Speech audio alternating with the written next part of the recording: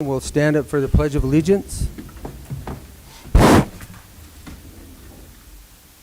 Pledge allegiance to the flag of the United States of America and to the republic for which it stands, one nation, under God, indivisible, with liberty and justice for all.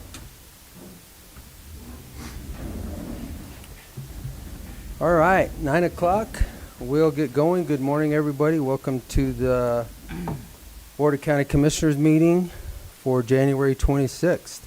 Gentlemen, have you had the opportunity to look at the minutes of January 19th? Everything looks good to me. So would you move that forward? Minutes of the previous session. Okay, it's been moved and seconded to accept the proceedings of the Board of County Commissioners, Montezuma County, Colorado, January 19th, 2021. All those in favor? Aye. Aye.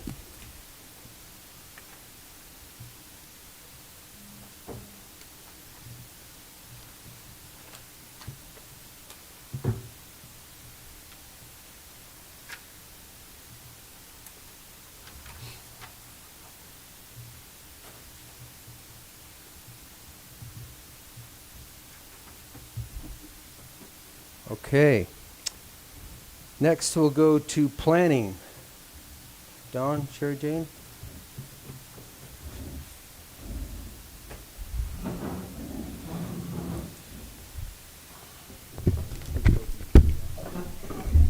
Good morning.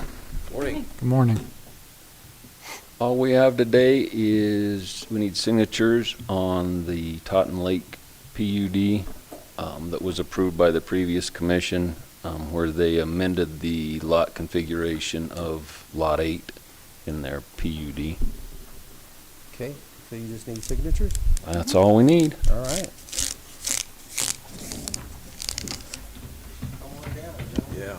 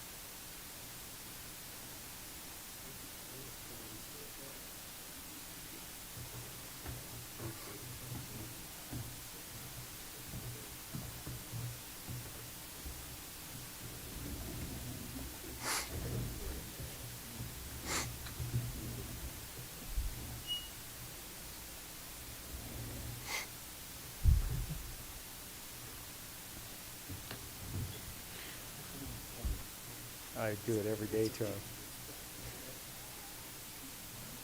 He'd look at it like, It was just one I little guess thing. pretty close sometimes. Yeah. Sometimes a lot of it was horrible.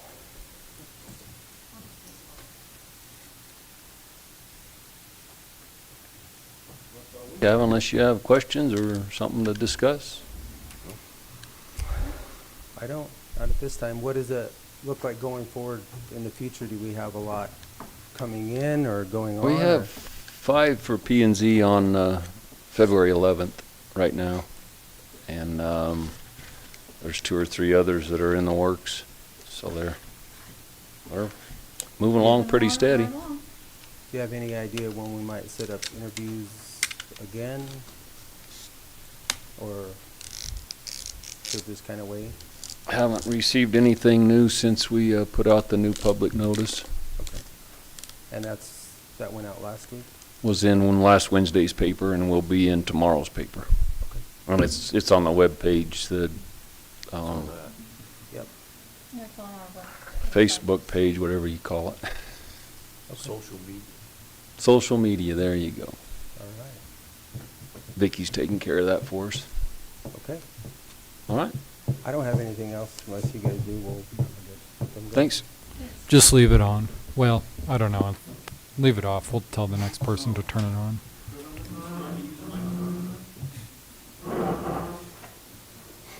Okay, next we will have our public comment session.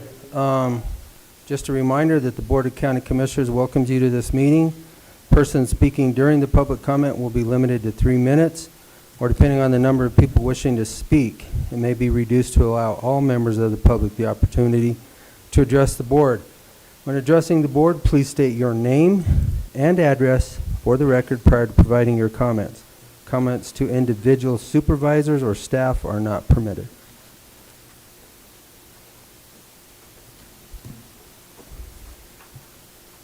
How are you gentlemen doing today? My name is Rafe O'Brien. I live at 403 South Market Street, just down the road here. I'm actually coming to talk to you guys today about the racetrack and the budget that you guys approved for the racetrack. I was kind of behind. I didn't pay attention to the holidays, so I will take blame on not coming to you guys sooner. I'm going to tell you a little bit about myself, just to give you some back view into me. I honestly was going down a bad path. Alcohol, working, things like that took me down a bad path. That racetrack out there actually has helped me for the last 3 years. I stopped drinking. I stopped doing the things that you do, whenever you're in those funks, and I put all my mind and energy into the track. With that being said, too, I was also raised at that track out there, north of town. My dad actually built the fence and the bleachers with a bunch of other guys, 30 plus years ago before I was born, welding every day after work, doing what they needed to do that 30 years ago, I believe, when Jimmy Rod was running the track. I understand that it's not the most glorified thing and that it doesn't bring in the most things for a long time. But here lately, that track has done a far above and beyond what I've seen it ever do. Especially this last year. I mean, I understand COVID happened, but that track saw more people than the fair than I've ever seen. I actually believe that last year that track saw more people than I've seen at some of the fairs and carnivals combined. So I just want to come to you guys and ask you, I looked at the budget. I found out that there was a 0, I believe, on the lighting and electrical, and then a blank spot for the bleachers. With what we've had happen go on in our town construction-wise, we saw the football fields get brand new lights. I know there's a company to do lights. I'm kind of confused as to why you didn't call the school district and say, hey, let's figure out how to do this. The electrical and the fencing, to me, goes hand in hand. Whenever you have $35,000 fence, but you're not going to do the electrical, the lighting currently out there is on the fence. If you do the fence, you take away the lights. Does that mean we not race at nighttime, which is when we like to race because the cars work better, there's less dust, lots of things. There's just these few things that I'm just trying to figure out and put together as to what we've come to do as the track to bring you guys everything that Gene brought you to do in the list and everybody, but why it just wasn't quite there. And, I guess my biggest question is why nobody was really reached out to. I mean, a lot of us would be willing to help. I mean, I know Larry Rust, myself, Justin Lewis, I can name a good 10 other people who would be willing to answer any phone call any time of the day. And again, to help Gene out. We understand that Gene is the track runner and Den helps. But we live here and we want to help see this place succeed. We also have children who Gene has worked at getting kids to race. I believe there's about 15 kids from the age of 10 to 14 who are going to race next year in safe cars. But the facility is not quite up to par. We've asked, we've done, and I understand that 2 of you, maybe this doesn't necessarily, you guys don't know yet, and I'm, not necessarily directing this at you either, Jim. I'm just wanting to find out from a whole, if this is going to happen, what's going to move forward when it's going to happen, and then the new one is, because of the Gallagher Act being repealed, what is your guys' plan on adjusting budgets and adjusting things like this? And again, me personally, I'm going to spend about $300 on lights for my own pit so that I can light up my own pit for the safety of everybody around me. And that's my own money. And I have a few other guys I know who are willing to do that too because, again, it's not that it's unsafe. It's just, it's getting old. I mean, like I said, there's lights hit this place that got fixed. We've got all these other things that are getting fixed. I noticed we got construction on a kitchen. I noticed that admin's getting a new generator. I feel all these things work. But we also have a huge influx of people going and using a facility and getting 0 attention. Bathrooms, I know were pushed off. I think I'm pretty close to my time. I was trying to pay attention. Your time is off. Yeah. That's okay. We thank you for your comments. Yeah, thank you guys. Thank you. Thanks, Reeve. Anybody else? Public comment?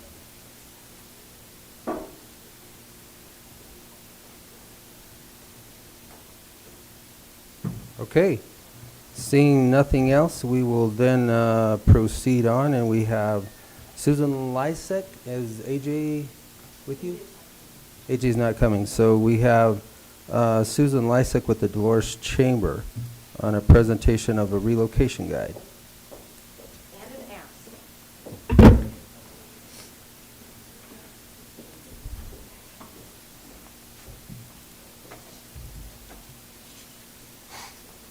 Thank you.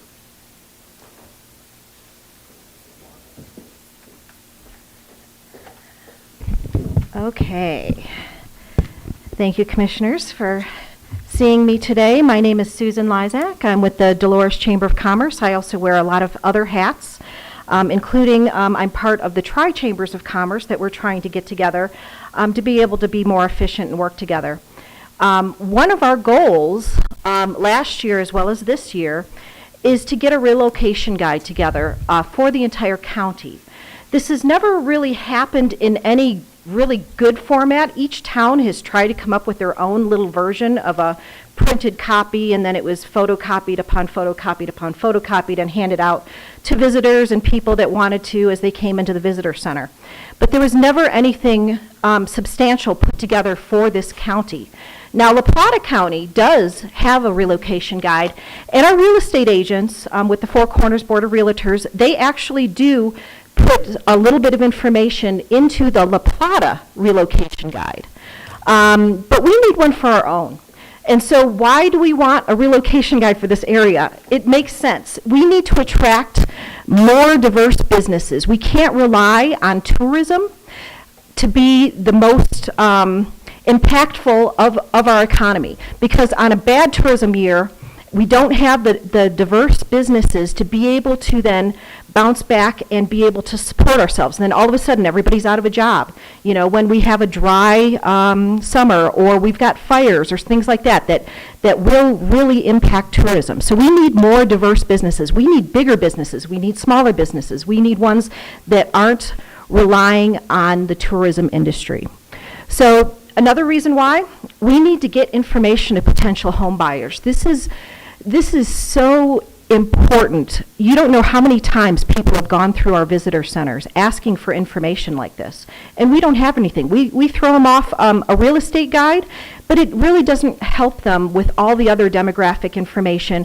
What are the schools like? What are the hospitals like? What is all this information? So they're going off of buying property in this area without a complete picture of what is out there. So we need to give business owners and homeowners an education on what's going on here to make their decision. Next, we need to have this as part of the reference toolkit.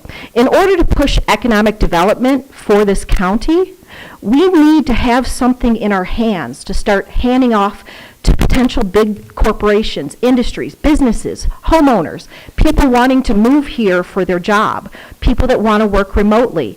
We need to have something to be able to hand out, and so this is going to be our showcase. And this will help market our area. So we need to have this as an investment into our future. Now, we've the Tri-Chambers of Commerce have partnered with CREA, which is Cortez Retail Enhancement Association. We've also partnered with Mesa Verde Country, who is our tourism marketing arm of this area, because they don't have the ability to be able to do both. So we took on the project for the relocation guide for the Chambers of Commerce. We also just got word with the Four Corners Board of Realtors. They are very excited that we are working on this project. And so we are going to be presenting their next board meeting to see how much money they can also do to support us and in other ways. So I've already given them a list of things that I need, including demographic information, a list of their realtors and real estate agents, and then I'm going to have them submit articles to us, like why it would benefit big business and small business to move to Montezuma County. What is it like kind of moving in here, what to expect, getting settled in, how a stay-at-home business would work well in Montezuma County, things like that. So if you can change to the next slide, I want to show you the potential table of contents. Of course, this is going to change. We are hoping to have this ready to go by the end of March 2021 this year. So it will start out with a digital version, and then depending upon how much sponsorship we get, it will then go into a printed version. So table of contents, talking about demographics like age, medium, household income, things like that. Education opportunities, what schools are around here? What about higher education? What about childcare? Of course, real estate agents, and then construction, contractors, people wanting to build their homes. What's out there? Who can I call to get those things built? Financial institutions, because they're going to need homeowners loans, right? They're going to need lots of financial help. So then what are the financial institutions around here? What are the utility companies? What are the moving companies around here? What about state licensing? Of course, our local governments will each have their section as well. Hospitals, healthcare, clubs and nonprofits, people wanting to know, is there a Lions Club in this area? Is there a Rotary Club in this area? And then other services, because a lot of our demographics is also seniors. So what are the senior services around here? What are the veteran services around here? What are the social services around here? And then we want to showcase each of these towns. So we'll have a page on Mancos, a page on Dolores, a page on Cortez, and then business support. What about, what are your chambers of commerce? What are your small business associations? SPDC. What about Region 9? If I'm bringing a business here, what's that information like? And then a little bit of recreation. And in the back, we're going to have a directory. So that's kind of what our goal is, to have this all done. So it's going to be a PDF that we're going to email out. So that's going to be the first version. It's also going to sit on a website. I'm in the process of building lovelocalmontezuma.com, and it's going to be housed on that. And that is going to be our marketing arm for Montezuma County. And it'll have all of this information in there. You'll be able to filter it out if you want to just see, all the construction companies, you want to see all the real estate agents only in Cortez, you'll be able to filter all of that out on our website. And then eventually, depending on how much money that we get to help us, we would like to go to a printed version, but we need to get all the bugs worked out first. So this will probably change 10, 15 times. We're hoping that by the middle to the end of the year, we'll have enough money, seed money, as well as people wanting to advertise with us to be able to go to a printed version. But we're looking at about 20 grand in order to print out all the copies that we want and to send it out to all the places we need to send it out to. So my ask for the county, I am asking for $10,000 to help us seed money one time to be able to get this off the ground, to be able to have this as our showcase for our area. There are other opportunities for different kinds of sponsorship, but we're hoping that just this one-time cash infusion will allow us to be able to get the website up and running, to be able to get all the apps that we need to get to, and then to be able to go to a printed version. And we are going to get support. We're also going to be asking each of the towns for their financial support as well. We're asking the financial institutions around here. The Board of Realtors is going to be giving us some money. So I think with all of those different avenues to help us out, we'll be able to get this out in printed version hopefully by the end of the year. So that is my presentation and ask for the county commissioners. Any questions?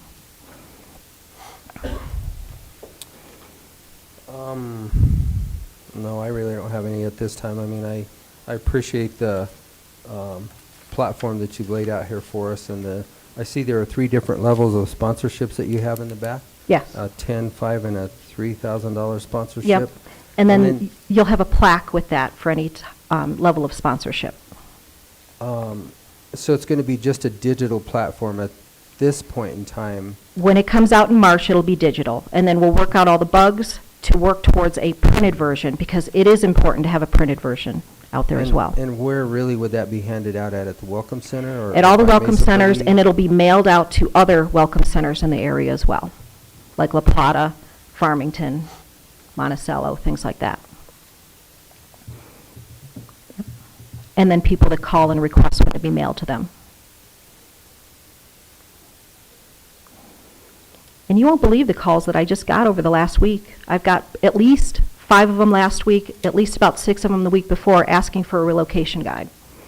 I'm also handling the calls for the Cortez Chamber of Commerce, as well as the Dolores Chamber of Commerce, and people have just been calling me, and I'm like, hold on just a little bit, got their name and number, going to send it to them when it gets digital. So where do we stand, and you know this question was probably going to come up today after we both attended the Dolores meeting last night, but where do we stand as far as, and this is probably a question for the realtors, but inventory within the entire county For housing? for housing, because that was, you know, one of the discussions last night as they were talking about that, not just Yeah. short-term rentals, long-term rentals, but and/or affordable housing.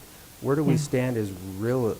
Well, I'm not an expert in that, but I know that last summer was gangbusters for the real estate industry because everybody that lived in the big cities, they wanted to have someplace else to go. So it was a lot of second homeowners or people. Region 9 told us that a lot of people that had second homeowners here were actually transferring and moving out of their primary residence in the city to here and or searching for new housing in here. So our area actually it was really hard to keep inventory.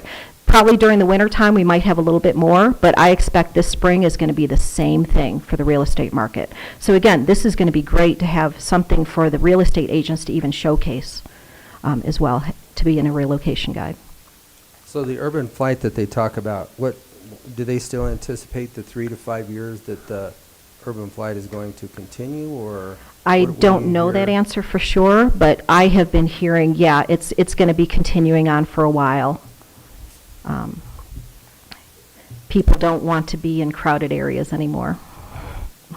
Okay. Well, obviously, I'll be the bearer of bad news because we've already obviously set our budget for the year and it was accepted and approved in December. So, you know, this will, again, thank you for your presentation. We'll have to decipher this, and then we'll have to See if we can't take up a collection. make some kind of a decision and give you a yes or no one way or another. Okay. Either way, this is going forward. So. Correct. And I understand that. And I appreciate that. Thank you. It's, Mhm. I think it is needed. Very much There's so. further discussion on this, so. Thank you. I appreciate Okay. it, gentlemen. Thank you. Thank you, Susan. Thank you, Susan. Okay, now we're going to go into our public services. We have Gina and Lori here with Department of Social Services.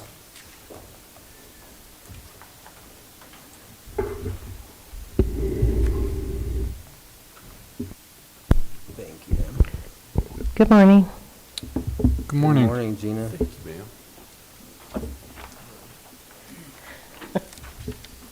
Thank you, ma'am. So we can get this off the table if you guys want to move it forward, just as it reads up. Proceeding. Just don't accept one second. Okay, the Montezuma County Board of Social Service met in regular session on Tuesday, December 29th, 2020 at Cortez, Colorado. Those present were Chairman Larry Don Sukla, Commissioner Jim Candelaria, and Commissioner Keenan G. Urtel.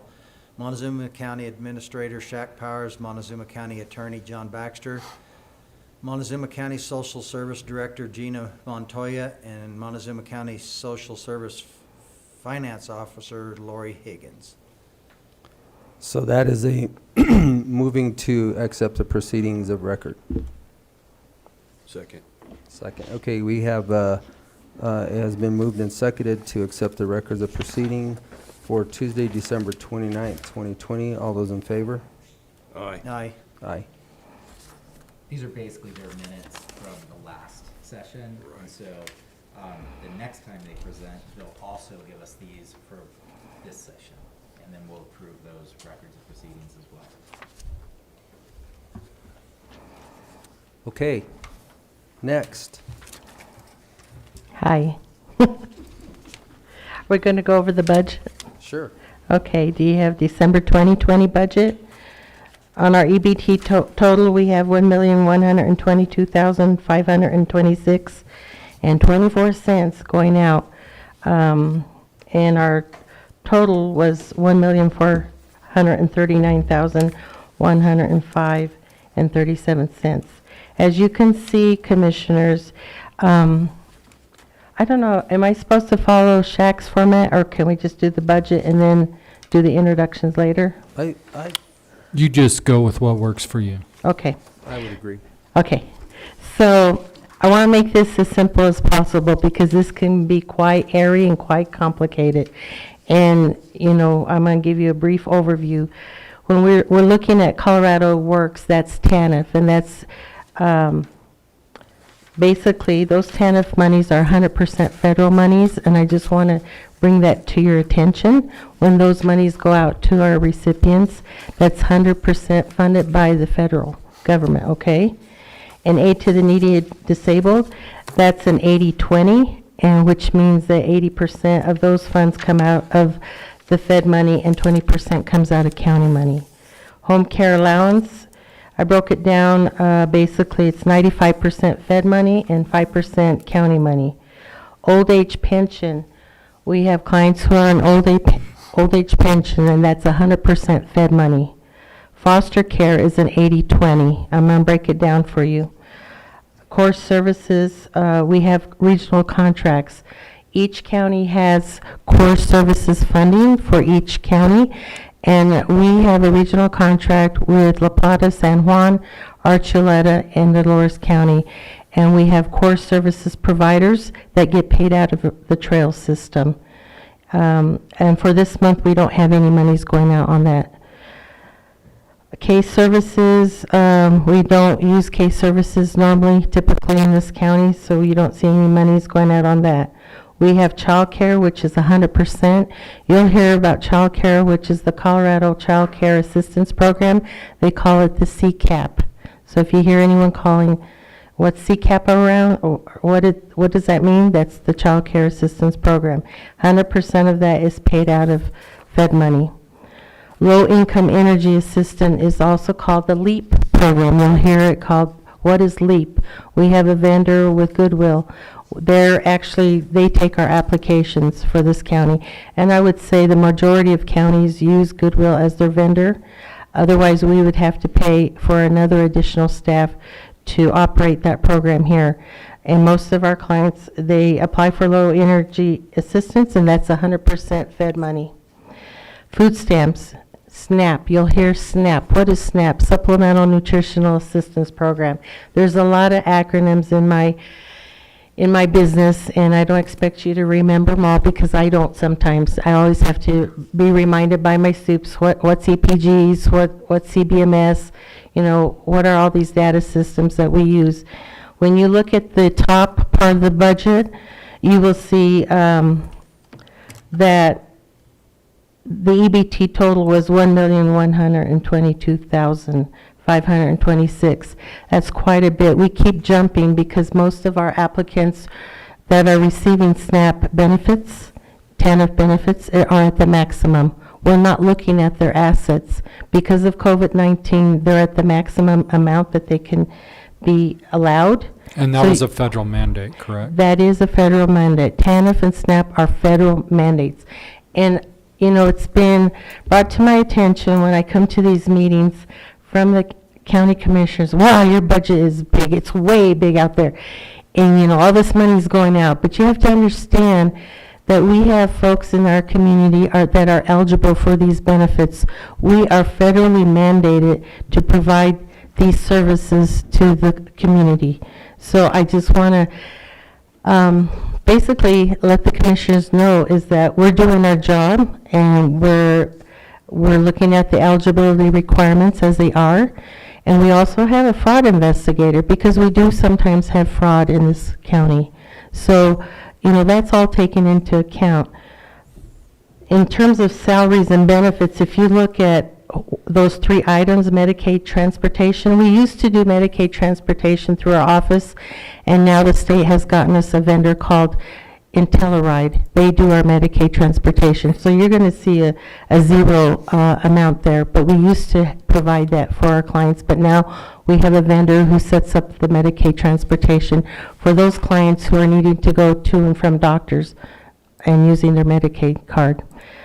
The salaries and benefits monthly is $217,000. If you look at that, and I calculated that for our employees, is that if you look at that salary and you take an 80-20, meaning the 80% of the salaries that we have is paid out of Fed money and 20% is paid out of county. So if you take 20% out of $200,000, that's something like a $40,000 that comes out of the county monies. So it's kind of like an FTE because every salary is based on a program percentage. Colorado child support, it has like 16%.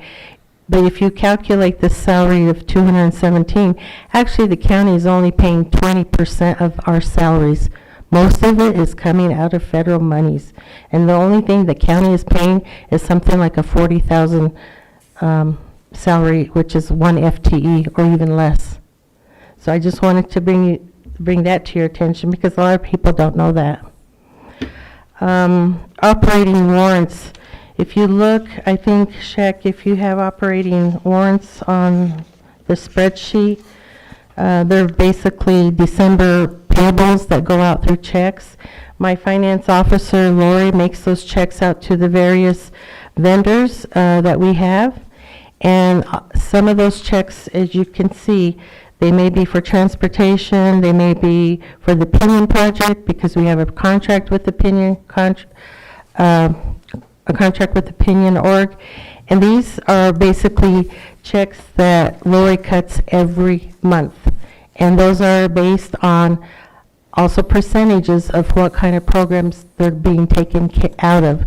So if it's for a child or a reunification, say the family is needing a place to live or can't afford their rent for that month and a child is being returned home to that family, we will use our TANF funds to help that family.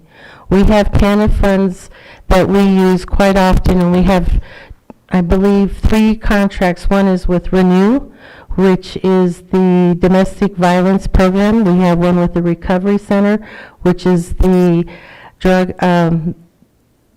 the treatment center that basically evaluates folks who have substance abuse issues, and we give them TANF monies as long as that individual, that client, meets the requirement of $75,000 or less in income and has 1 child, then we reimburse those 3 programs, Recovery Center, Renew, and the Pinion.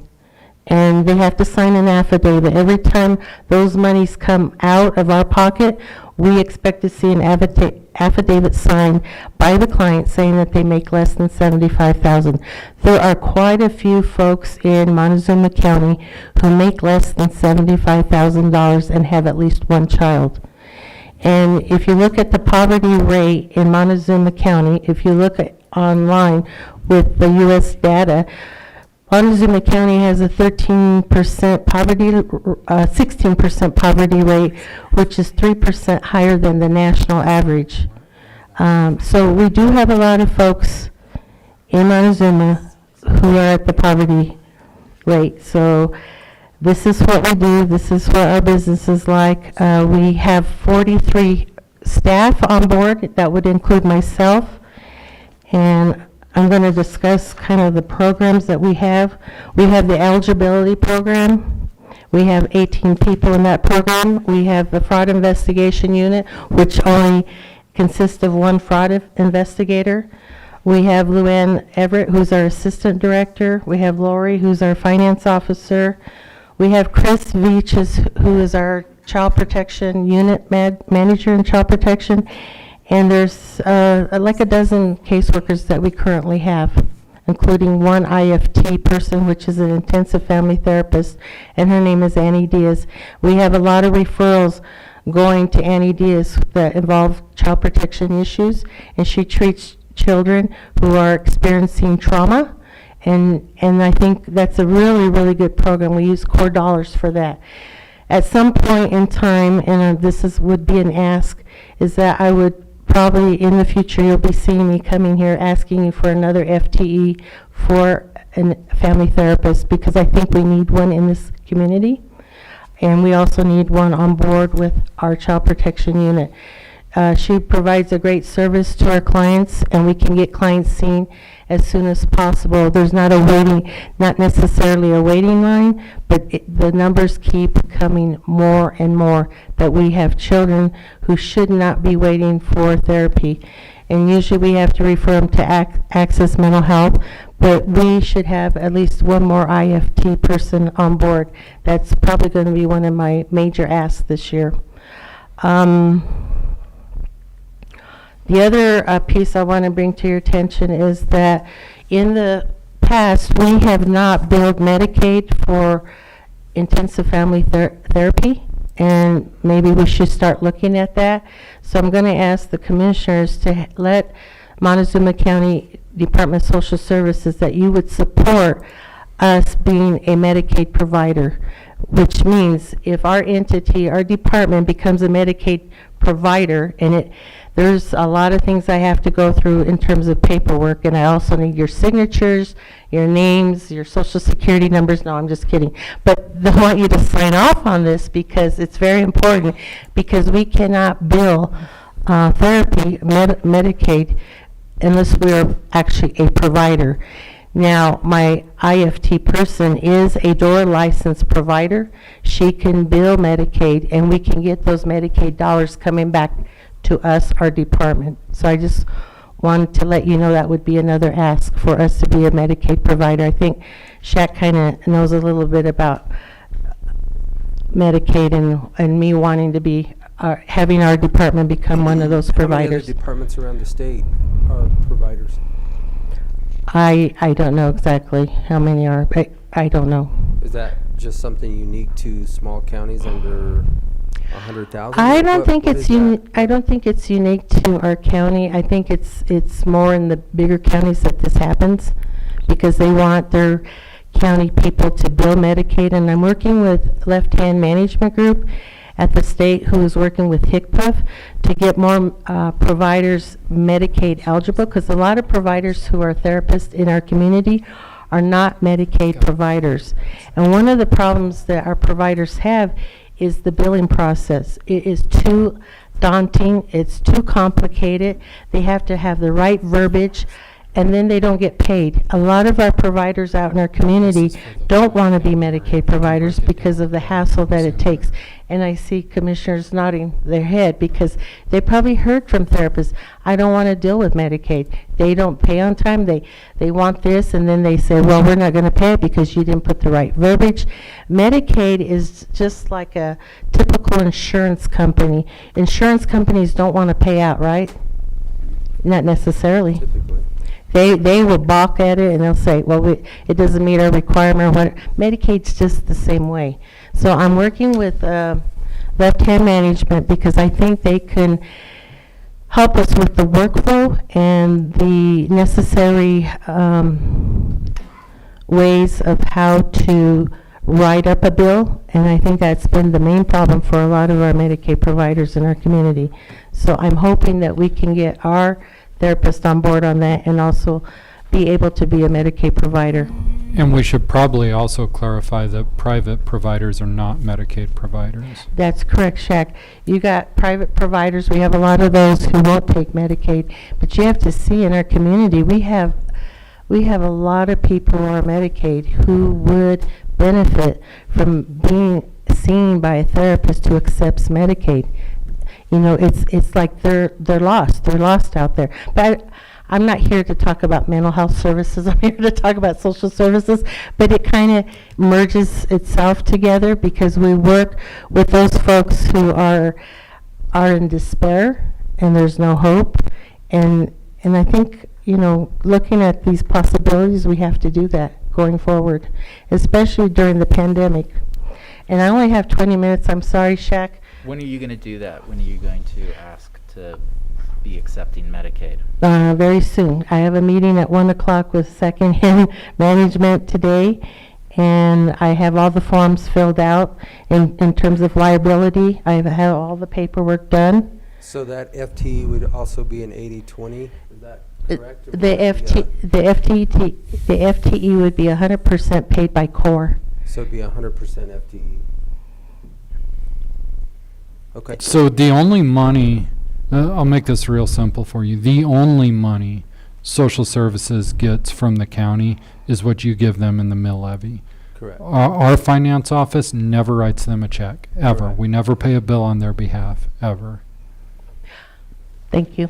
Gina, We house them, and then you have the office space available. We pay a For the- percentage of that out for us to use your house, use the janitorial service, And and you pay that out of your mill levy. we pay that out of there, yes. That's it. Okay. Gina, can you find out for the commissioners what Commissioner Larry was asking you about how many of the counties or how common this is? I'm gonna ask Stephanie Farrell today, Yeah, what because you that- just I mean, asked. That's important information, and I'm surprised that we don't take Medicaid or that any county doesn't, but can you find that out, and can Yeah. you also give me Yes. whatever you would be asking the commissioners to sign, plenty of time ahead of when you want them to sign it? Sure. I'm gonna get that all ready for you. Okay. I've been working on it real hard for the last 6 months. It's quite a process. I've Okay. learned a lot. Gina? Yes. What's the lag time between application and you being able to take Medicaid? I don't know how I've long heard it, it's a long time. I don't know how long it takes for them to approve us as an entity of Medicaid. I've never done this process before. But I think in 2014, the former director had been looking into it, but it never went through. And I have no idea why it didn't go through in 2014. But I want to keep pushing at it.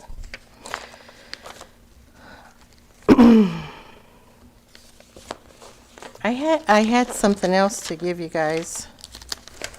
If I remember, I think this is I do see that we have our scheduled meeting set for February 10th, I believe. at the meet and 6:30 greet with our soups and my management team, February 17th. Or 17th. From 2:30 to 4, and this is for you to meet our soups and our management team, and there'll be a QA. They'll present 10 minutes of their programs, and then you'll be able to ask some questions of them as well. Okay. It'd be a nice informal meeting. You don't have to dress up. We'll have snacks. Okay?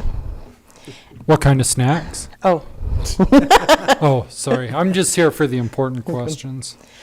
I just found out for December 2020, those enrolled in SNAP, I'm going to just give you this number, was 4,592. SNAP equals food stamps. Not enrolled but eligible was 4,625. So you got 50% of the people who are enrolled in SNAP, but then you got the other 50 who are eligible and not enrolled.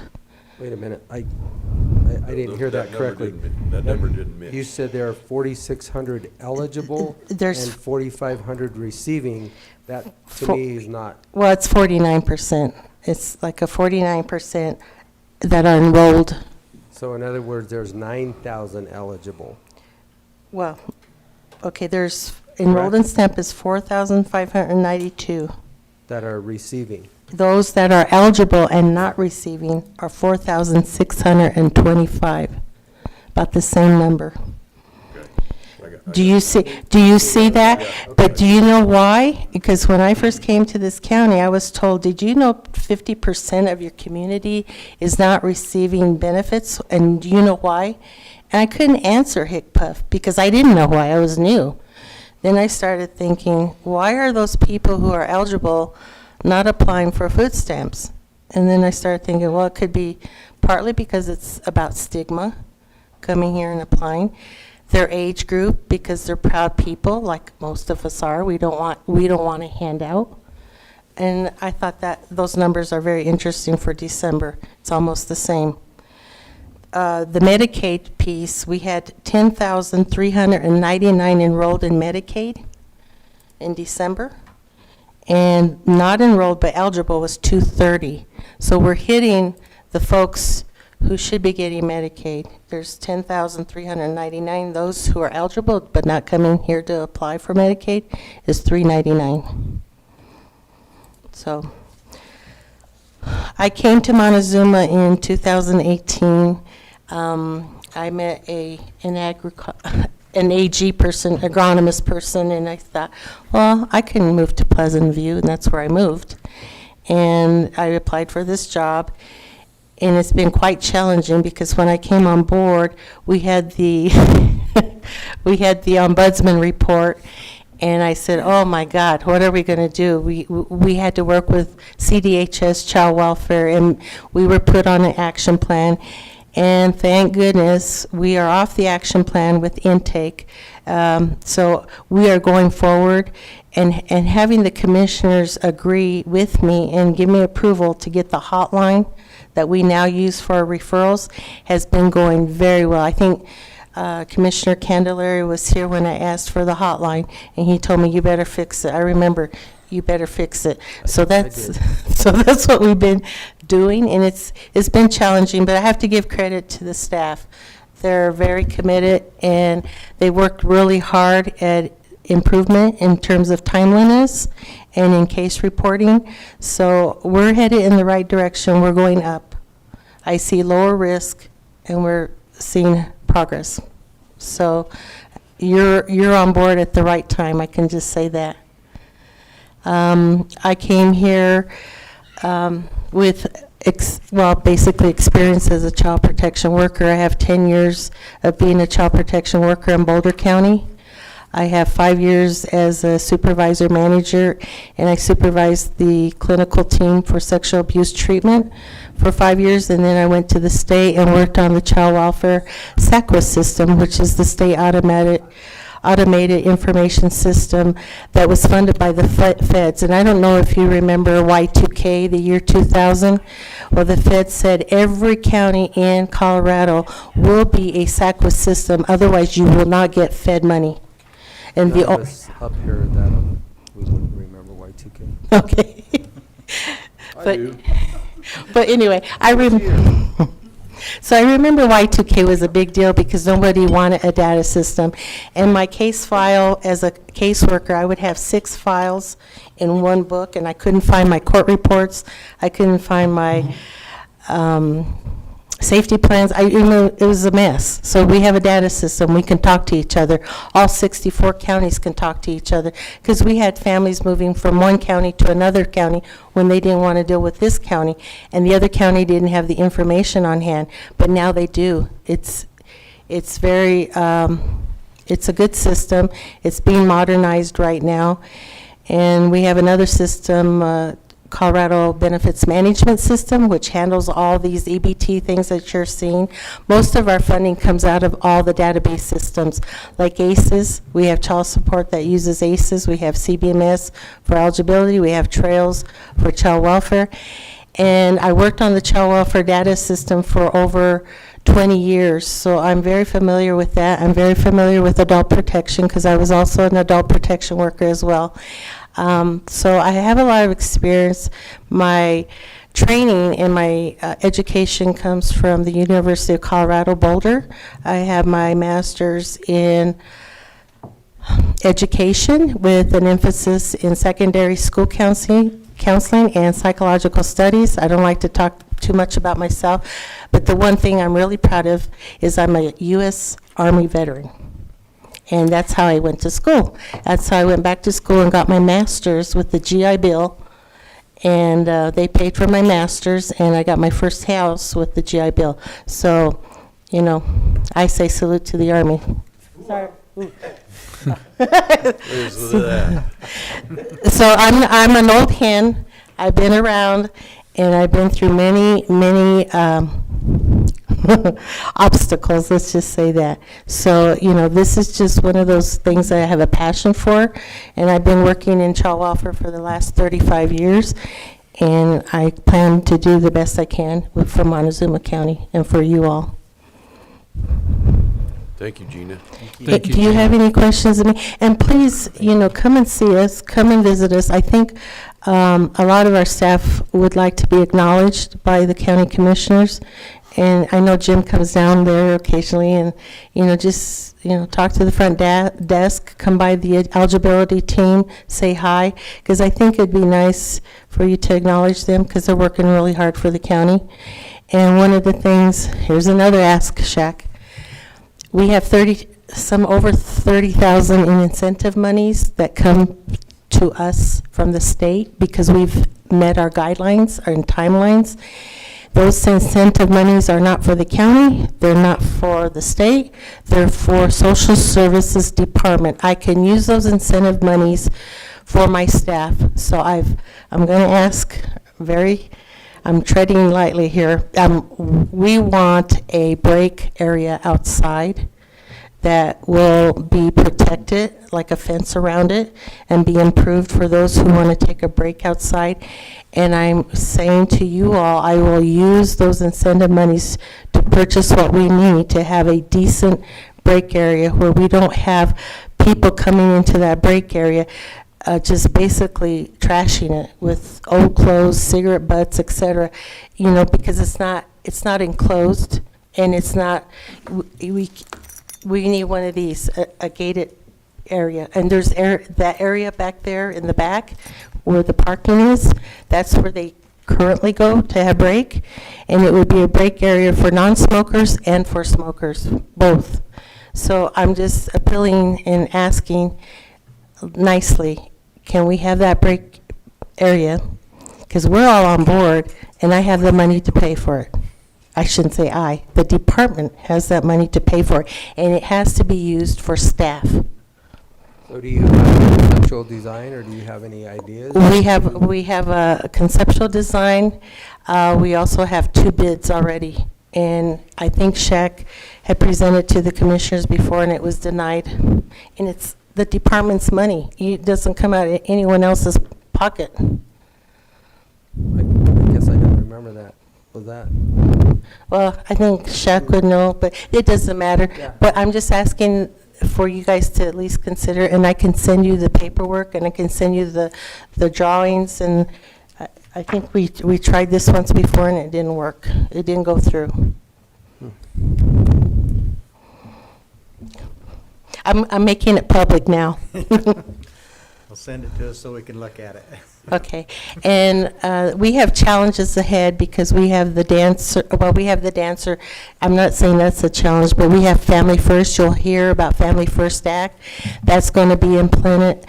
I think, John, you know this too, in October 2021. We have to implement the Family First Act, and that means that we have to provide prevention services, and things are going to look differently for kids who are going into placement because the assessments are going to be different. There's an assessment called the CANS assessment. There's going to be a lot of training involved for judicial and for caseworkers. And so this is coming down the pike. So you'll hear about that either at CCI or whatever your meetings are at the state. I think Jim has heard Family First over and over and over. Mm-hmm. So that's a challenge that we all have. And QRTPs are a concern of mine because it's not going to be that easy to place a kid in a residential child care facility unless it's being looked at through behavioral health. Behavioral health has to do the assessment to see if that child meets that criteria for residential care. So I'm a little worried about all of this, but you guys don't have to worry because that's why you hired me, right? Thank you. Did I miss anything, Shaq? Nope, you done good. I think I'm it's all we sorry. have to do now is to approve the payables for December, and I will sign it as soon as, if you want to change the name, then I'll sign it because it has LDS on it and not my name. So if you want to change Did you that. change that? Yeah. Or you gave me the wrong copy. Oh, no, I didn't change it. I apologize. Can you just mark No, Kim, we're- I changed it on yours. We So if one of- apologize. If one of you guys want to move that forward. We did. So moved. I'll second it.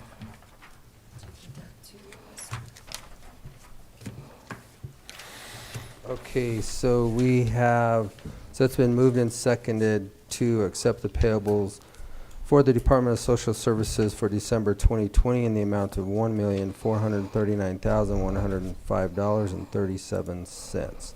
All those in favor? Aye. Aye. Okay, I'll change this. Do you need this one back, Gina? Or do you need That this, one back, Kim? yeah.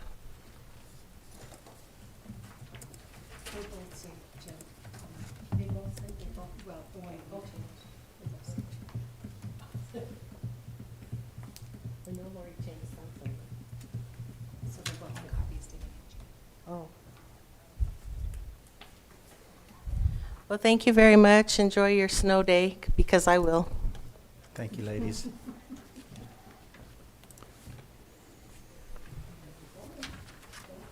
Thank you, guys.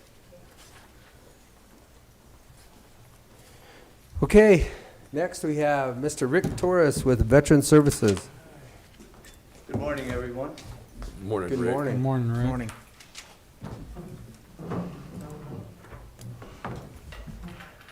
Test, test. Commissioners, Kim, John, Shaq, thanks for having us today. Want to first of all welcome the new commissioners. Congratulations on your election, and we hope for the continued support of the commissioners as we've had so far. Without further ado, I'll introduce myself. My name is Rick Torres. There'll be a little bit more about me on a slide. I'm the county VSO, Veteran Service Officer. We have Sarah Kuhn with us. She's our Assistant Veteran Service Officer. We're going to have two presentations today. One will be an office overview. The other one will be our typical monthly report. I changed the format a little bit. And after each presentation, there'll be an opportunity to question, but feel free to chime in if you want during the presentation.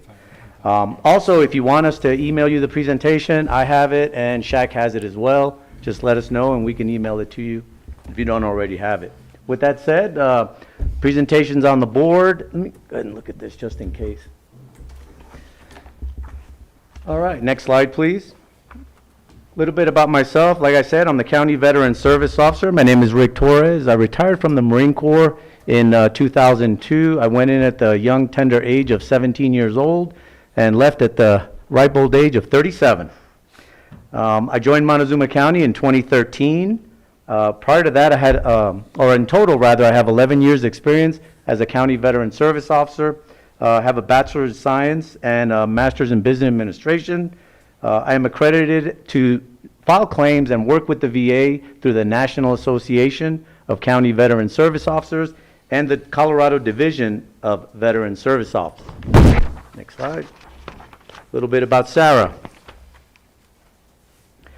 Sarah served in the U.S. Navy for 4 years. She joined me a year after I got here. She's been with us since 2014, and we're excited to have her.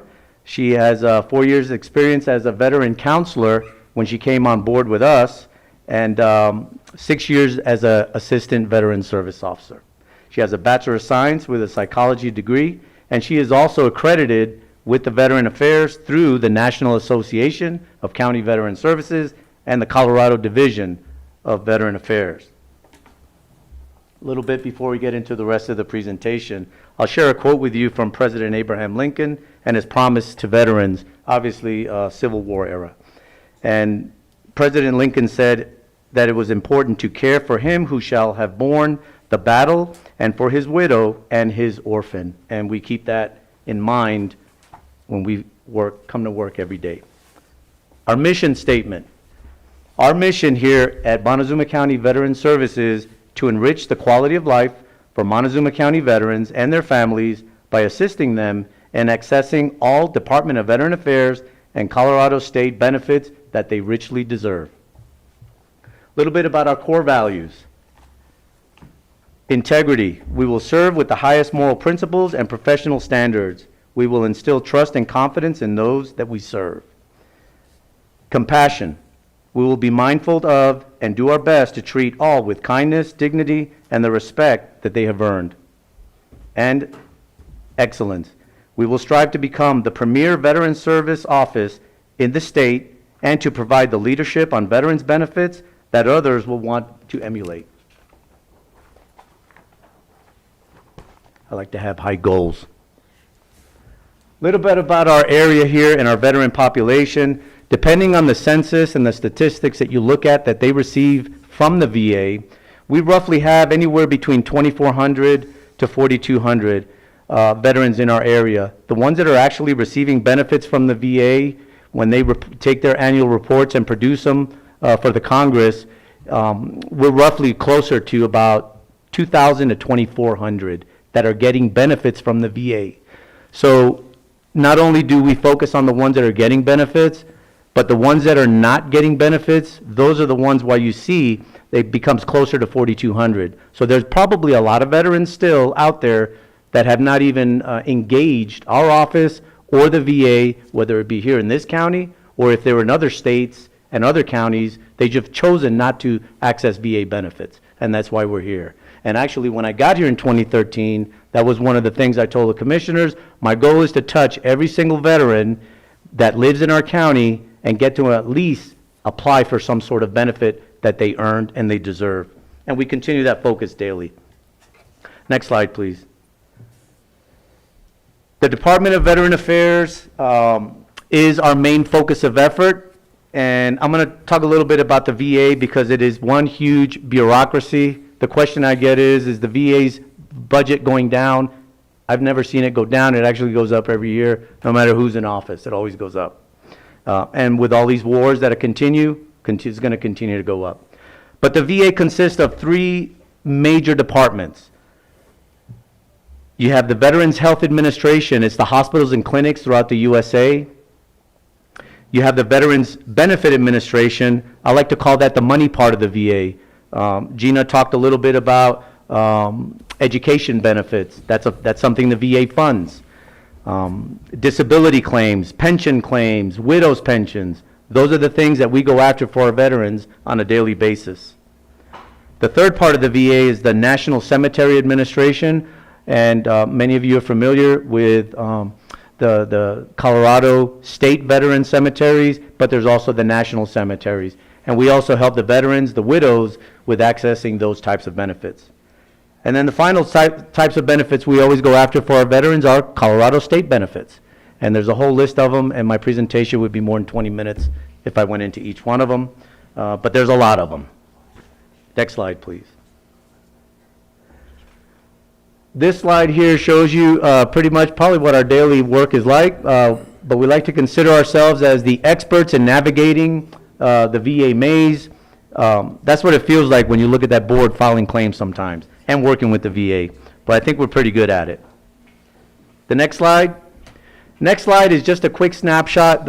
It's a spreadsheet that comes from the VA. I condensed it there. You can see Montezuma County. These are veterans that are reported during 2019 to actually receive some sort of benefit from the VA. Like I said, they're reporting 2,086. So there's probably maybe double that out there that have just not come in yet for benefits. And apparently, what I like to do there is, you're looking at, if you read the total expenditures coming into this county from the Department of Veteran Affairs, it's over $20 million. You got to add zeros to the end of each of those. I also like to add, I highlighted La Plata, so you can see they do have estimated 3,451 veterans receiving benefits, and they brought in a little over 25 million. To the right there, you'll see compensation and pensions. Those are for injuries. Veterans are receiving income for injuries sustained during service, or for low-income veterans, over 12 million. La Plata's at 14 with a lot higher population, and then you can do the math there and see that. So our daily goal is to go out and get the highest amount of benefit payable to each veteran for their injuries from their service, and for the widows, for the veterans that have deceased. Next slide, please. So who do we serve? Our main priority is Montezuma County veterans and their surviving spouses. That's our number one goal. However, not going to lie to you, we get phone calls from people all over the U.S. I got veterans that will tell their brother or an uncle from Vietnam who lives in another state, hey, these guys are pretty good down there. Why don't you call them and see if you can help them? I don't turn them away. We do help them, but I warn them it's going to be a little bit slower because our focus is our residents here in this county. So we do have veterans from throughout the U.S. We also have some, very few, but we have some down in Mexico. We have 5 international claims. They're basically former service members that are living outside the U.S. And we have one veteran from this area, and he's working out of Canada. So we will help them out. Next slide, please. Partners and stakeholders. I'm not going to go through the list, but we don't do what we do by ourselves. We leverage what we do with a lot of agencies out there that help us, and I'm sure I left a whole bunch off. We would probably need a whole slideshow just of that, of who we work with. Okay, next slide. Okay, our budget slide, I think this is for the year 2021, and you can see permanent salaries, no part-time at this time, fringe benefits, operating expenses, public outreach, dues, training, travel, phone, and a vehicle. I will point out the bottom note, item number 1. There's a report that we submit every month. The commissioners used to sign that one, but late last year we changed it to where Shaq and I are signing it, and then I brief the commissioners, and you'll get to see that report. And as long as those reports get into the state office, our county is reimbursed just under $30,000 to help our office out. So there's the breakdown of what the county provides, and if I did my math right, what the state of Colorado provides. I'll leave that up a second in case you have any questions about that. Next slide. Okay, so what we have here is a snapshot of 2019. Our office saw 2,755 clients came through the office. We brought in a little over $1.9 million in annual benefits to our veterans and their surviving spouses. And in back pay was a little bit over $1.1 million in monies that were owed to the clients, but the VA took a while to make the decision on those claims, but they eventually paid. So total, little over $3 million to our veterans. And I always like to say 99.9% of these claimants are local residents, and they're spending the money right here. And probably on Amazon. Okay, next slide. Military life, most of us can relate to this. You have a relative or a family member that was in the military. I always like to say that when I joined the Marine Corps, I was 6'5". I had blonde hair and blue eyes. And then they gave me a whole bunch of shots, and this is what happened to me. Okay, next slide. So, how do you find us? We can be located in several places. We do have an online presence. We have a Montezuma County Veteran Services Facebook page. We get a lot of traffic on that. Oftentimes I'll post something, and then I'll get, on the really good ones, over 1,000 views and hundreds of shares. So if you have something you want to get out, let us know. We'll put it out there for you if it's veteran related. We also have Jim set us up on the IT on the website, so we have a tab on the website. Okay, next slide. So where else can you hear about us? We go on KSJD. They have a veterans report. It's the last Friday of every month. I don't go on there every month. They usually invite me in quarterly, or if there's some special event going on. But I would go into the studio pre-COVID, and we would do a live airing. Post-COVID, it's mainly recorded, and then they'll play it on a Friday morning, the last Friday. We also you can hear our ads on 98.7 KRTZ. We're also on Kids Country. In case you asked, the funding for that, I get that out of our outreach budget from the state to further our footprint out there, our virtual footprint. So where do you find us locally? And I encourage you to come up and visit us and see our little empire. We're located at the Senior Annex at 107 North Chestnut on the corner of West Montezuma and North Chestnut. Plenty of parking. And you can't miss us. You'll find that Humvee out there, red, white, and blue Humvee. Okay, our hours of operation, you'll find us daily in the fight on Monday through Thursday from 8:30 in the morning to 4 p.m. We are open during lunch. And on Fridays, we're there from 8:30 to 12:30. Next slide. So I'll never miss an opportunity, because I know you gentlemen are not the only ones listening this morning, but I encourage everyone to come in, file your claim for VA benefits, and that's what we do. We love doing it on a daily basis. It's what we live for. Next slide. We want to thank all our veterans, our surviving spouses, their kids, for everything they do for our country to make us what we are, and we look forward to serving you. And this is our opportunity for questions about what our office does. I hope I was thorough. You use the term veteran counselor, I think. Are you one too, or what is that? What does that entail? Well, Sarah, you can explain if you'd like. Veteran counselor is not quite accredited as a service officer to file claims, but you can tell them a little bit about what you did. I worked as a veteran counselor. I worked with the DAV as a volunteer, coaching veterans on their claims. Okay. Just like what I'm doing now. The official title was veteran counselor. No, I was not accredited. And I was in training at that point. So everything that I did was under accredited VSO, just like what I've been doing with Rick for the last 6 years. So. Counseling people on how to make claims. Exactly, Got it. yes. And Sarah, I just want you to know Rick never presents without giving you credit. Well, like I said, it's a team effort, and whether it's in the military here or what we do, none of us can do this by ourselves. It's just impossible. But yeah, when we hired Sarah on board, and she was our assistant, she would prepare and get everything ready, because I am a control freak. Nothing leaves my office without me looking at it. Okay. However, now one of the goals since I got here was to get her accredited, and I think I briefed the commissioners. It was in December about having. I put a fancy name on it, but it's basically having a plan in place. If something happens to me, if I go to a hospital, anything happens, a car accident, there's a seamless transition, and the daily operation of our work, of our office, continues to march, and Sarah won't miss me. Come visit me in the hospital. No, but there's a plan in place. The hospital doesn't have visitors right now, Rick. But it's called a continuity of, what did I call it? Continuity of operations. Yeah, continuity of operations. So there's a plan in place.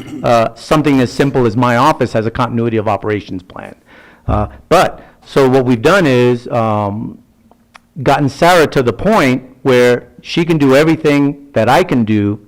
So I'll give you an example. When I got here in 2013, there was a part-time employee, and the gentleman worked, I think, 3 days a week, and it was maybe 2 to 4 hours a day.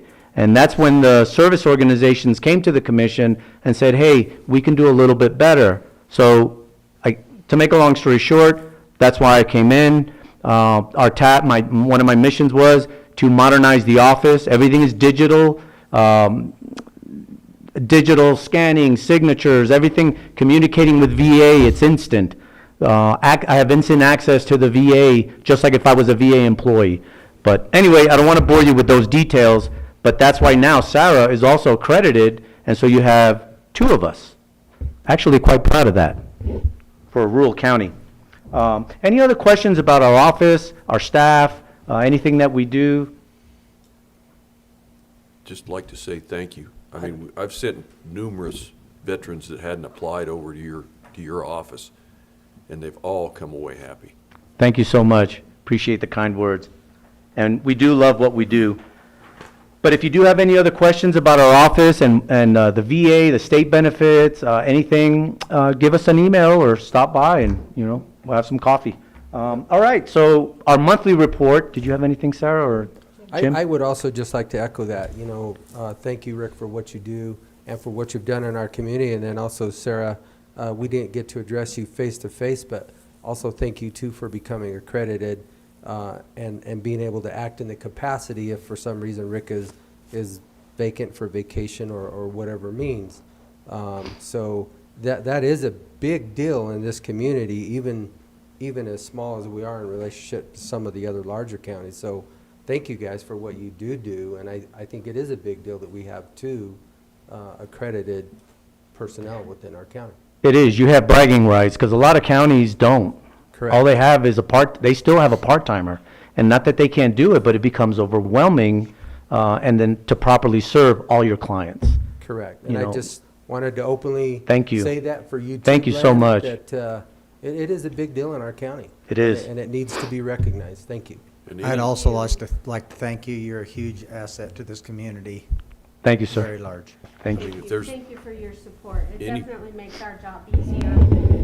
It's a difficult job to begin with, but having the commissioners and a lot of the county offices and county employees on board with veteran services, it definitely, it's really rewarding to see our veterans get the benefits that they deserve. I mean, Thank any- you. Any veteran that's listening out there or watching, I encourage them, if they have any question in their mind or any doubts, and they haven't gone in and talked to you guys, please do so. Because, I mean, it might be worth your time to walk through that door. Thank you. Especially now with COVID, and a lot of people are losing jobs. They're struggling, and it's nice to have that little bit of extra benefit coming into you from the VA that's tax-free, or VA healthcare, and maybe provides a little bit of relief for you not to have to go on Medicaid. I mean, if you have to go on Medicaid for the state, do it. But you can also go to VA and not be on the state roll for healthcare. So Exactly. those are little things we'll work with them, so. Yeah, but thank you, and whenever you go out and do your meetings and you come across the vets, send them our way. I do that. Thank you. Oh, we Absolutely. know you do. All right, so our monthly report, last year I would send Shax some documents, and he would just flash them on the screens. And I did send you the actual document. This is compressed for the slide. But this is the report that I send up to the state office, and they keep track of all the counties that are submitting and failing to submit. But once they're all submitted, at the end of 6 months, we get half of that 29.4. We should be actually getting one, I think, anytime soon. So for the previous 6 months. And the monies, those funds are supposed to go, I have it in here somewhere, anything that furthers the visibility. It was passed by the state legislature, and it has, basically the purpose of it, the additional funding is to provide a means for the county to increase the scope and visibility of the local county veteran service officer. So, and I have a copy of it here if you want, we can get it to you. Because it's pretty important that you be aware why that money comes and what we're supposed to do with it. Okay, so that report is in. So for last month, in December, you can see salaries, the fringe benefits, operating, public outreach, dues, training, and travel, and no vehicle expenditures. Basically, last month, we spent a little bit over $8,000.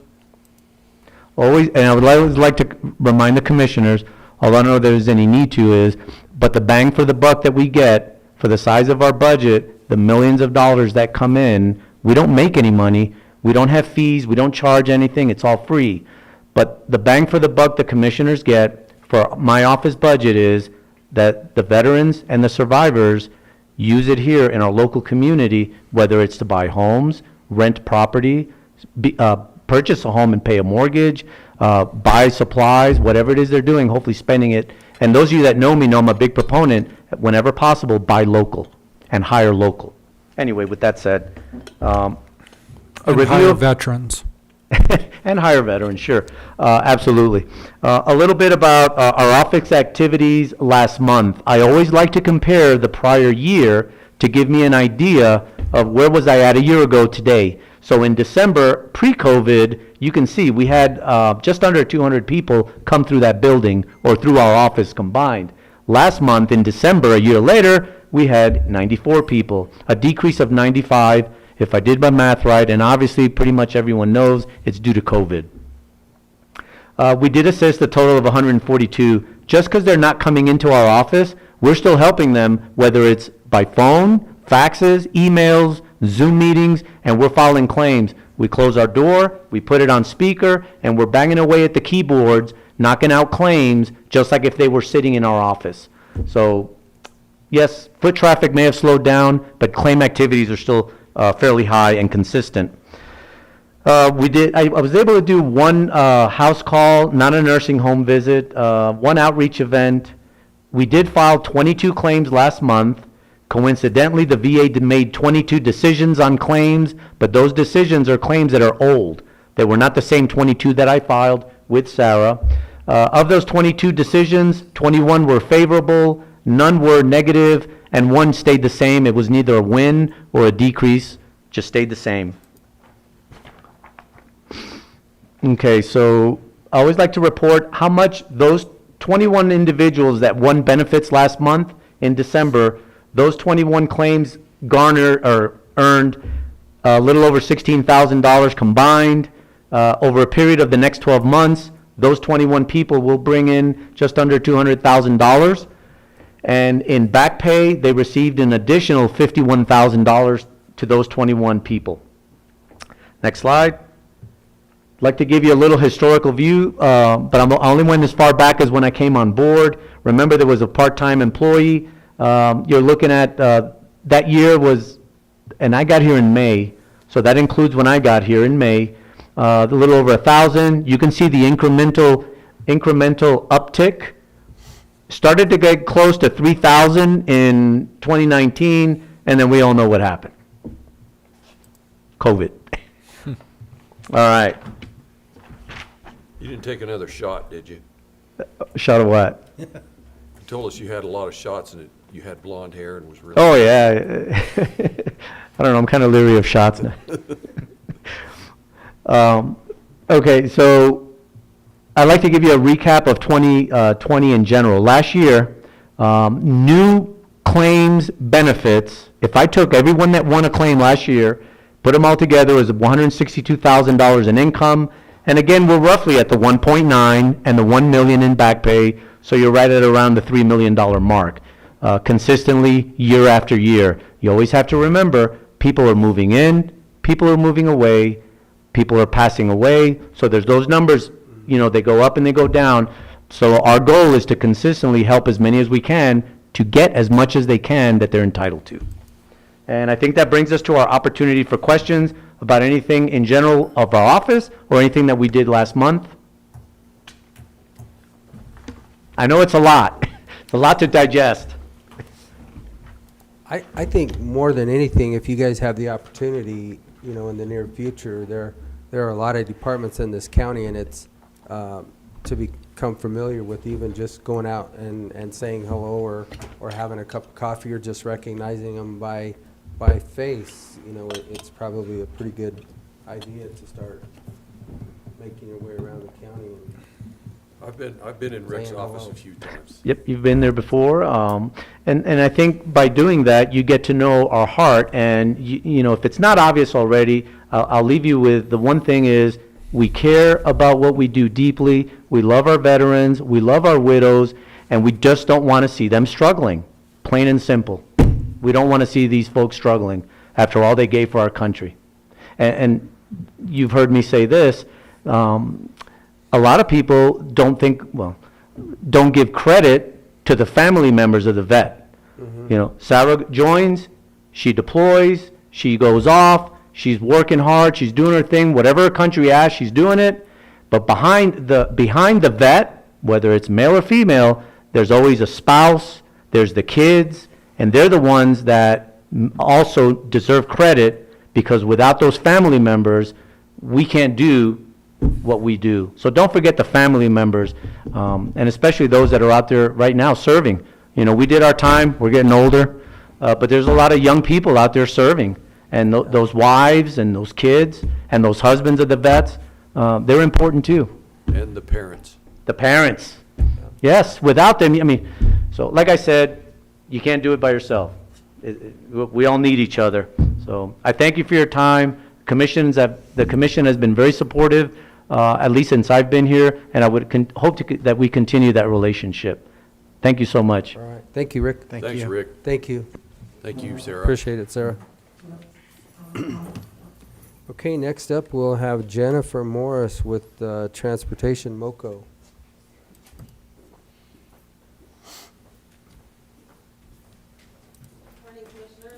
Good morning. Morning. Great. We're great. Always, Rick is a hard act to follow. I'm Jennifer Morris. I'm the transportation manager. I've been with transportation almost 2 years. May it'll be 2 years. And it was a little learning curve when I started. I didn't get a whole lot of training. So luckily I'd been in retail management for pretty much my whole life. So it helped with the people side of it. But what we do is we are public transportation. Not a lot of people realize that we're public. A lot of people think we're the senior bus and that's all we do. But we're actually public. Anybody that wants to ride can ride. Now we do have grants that come out that are for specific groups. We have the AAA grant that's for anybody 60 and over, so they ride free. So they can do a donation if they'd like, but they don't have to. Then we've got the CB, well, let's see. Well, let's talk about first, I guess, about what we did last year. Last year, we bought a couple of vehicles, so our budget money looks kind of crazy. But, so revenue in 2020 was $306,337. That included 2 checks from CDOT for vehicles. Because what CDOT does is they send us, it's an 80-20 grant. So we pay 20%, they send us the remaining, and we run it through the county, and then the county pays it. So it looks kind of funky on our stuff. But so technically what we actually did was $198,736 in revenue this year. Expenditures in 2020, again, without that 107, with the 107, we did 291.86, or 56, sorry. And so basically without that 107,601, we made 180, or we spent 184,255. So at the moment, we are, as of the end of 2020, we were at 78% of our budget, because our budget was 237,000. So revenue minus expenditures, we actually brought in 14,481, which was on the lower side. We're looking to make more, but obviously, COVID hit. So, but it's still not, we still made money versus losing money this year, so I was happy with that. Our ridership, as you can see on there, was a little more than half of what we normally do. So our ridership was down. They closed down the nursing homes, they closed down CCI, which is Community Connections. They're a big part of our ridership. Pinion Project didn't do a whole lot this year, so we really didn't do, we really were low this year. So I'm kind of happy we did make what we did.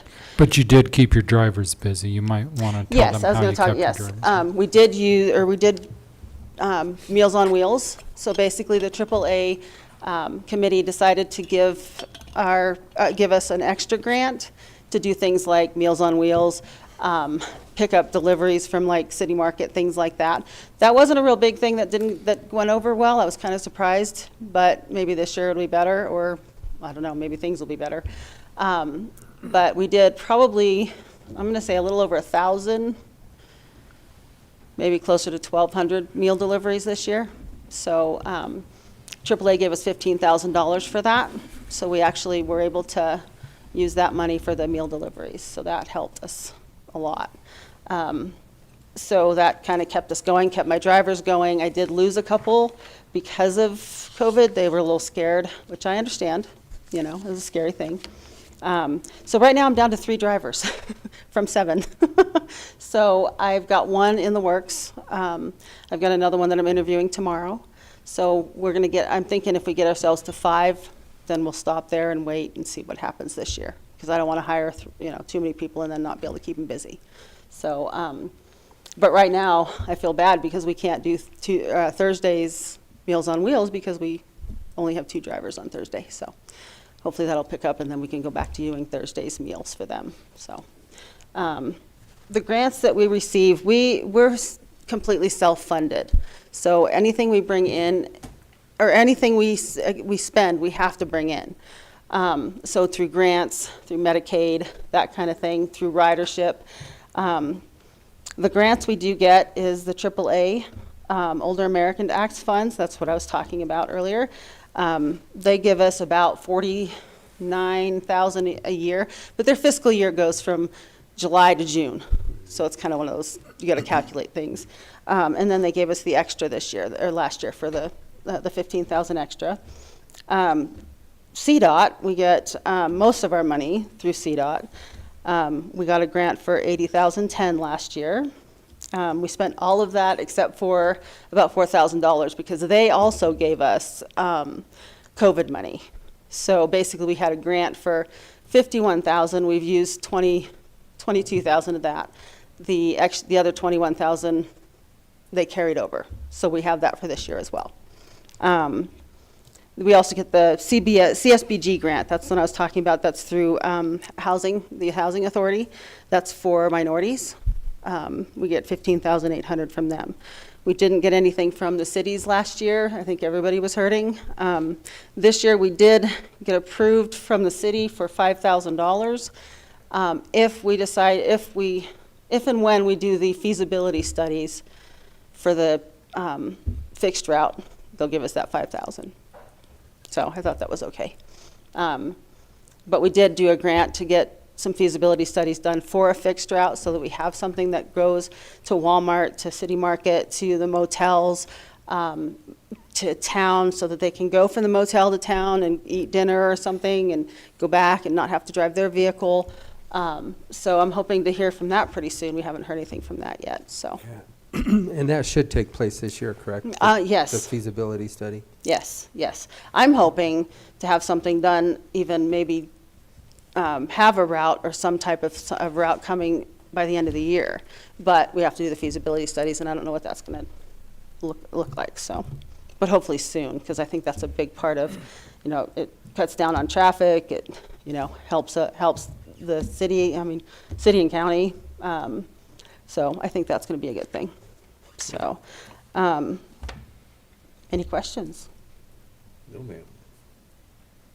Okay. I think that we need to figure out a way to get this out to the public better. I didn't even realize this was happening till I started coming to the commissioner meetings. Mm-hmm. I don't know, we need to paint your cars pink or something, and I so think- people know I that. think We have, We have a new wrap ahead. coming. we are getting one this year that has a full body wrap. Something, just something, so the community knows that this is happening, because Yes. I think this is a great thing, and I think Yeah. it'll grow and grow and grow as we get it out there. I agree, and If only there were a reporter in the room that was going to do an article or something. that'd be great. But I think the vehicles will help. I'm gonna, once this one comes in, well, actually, I want to see what it looks like in person.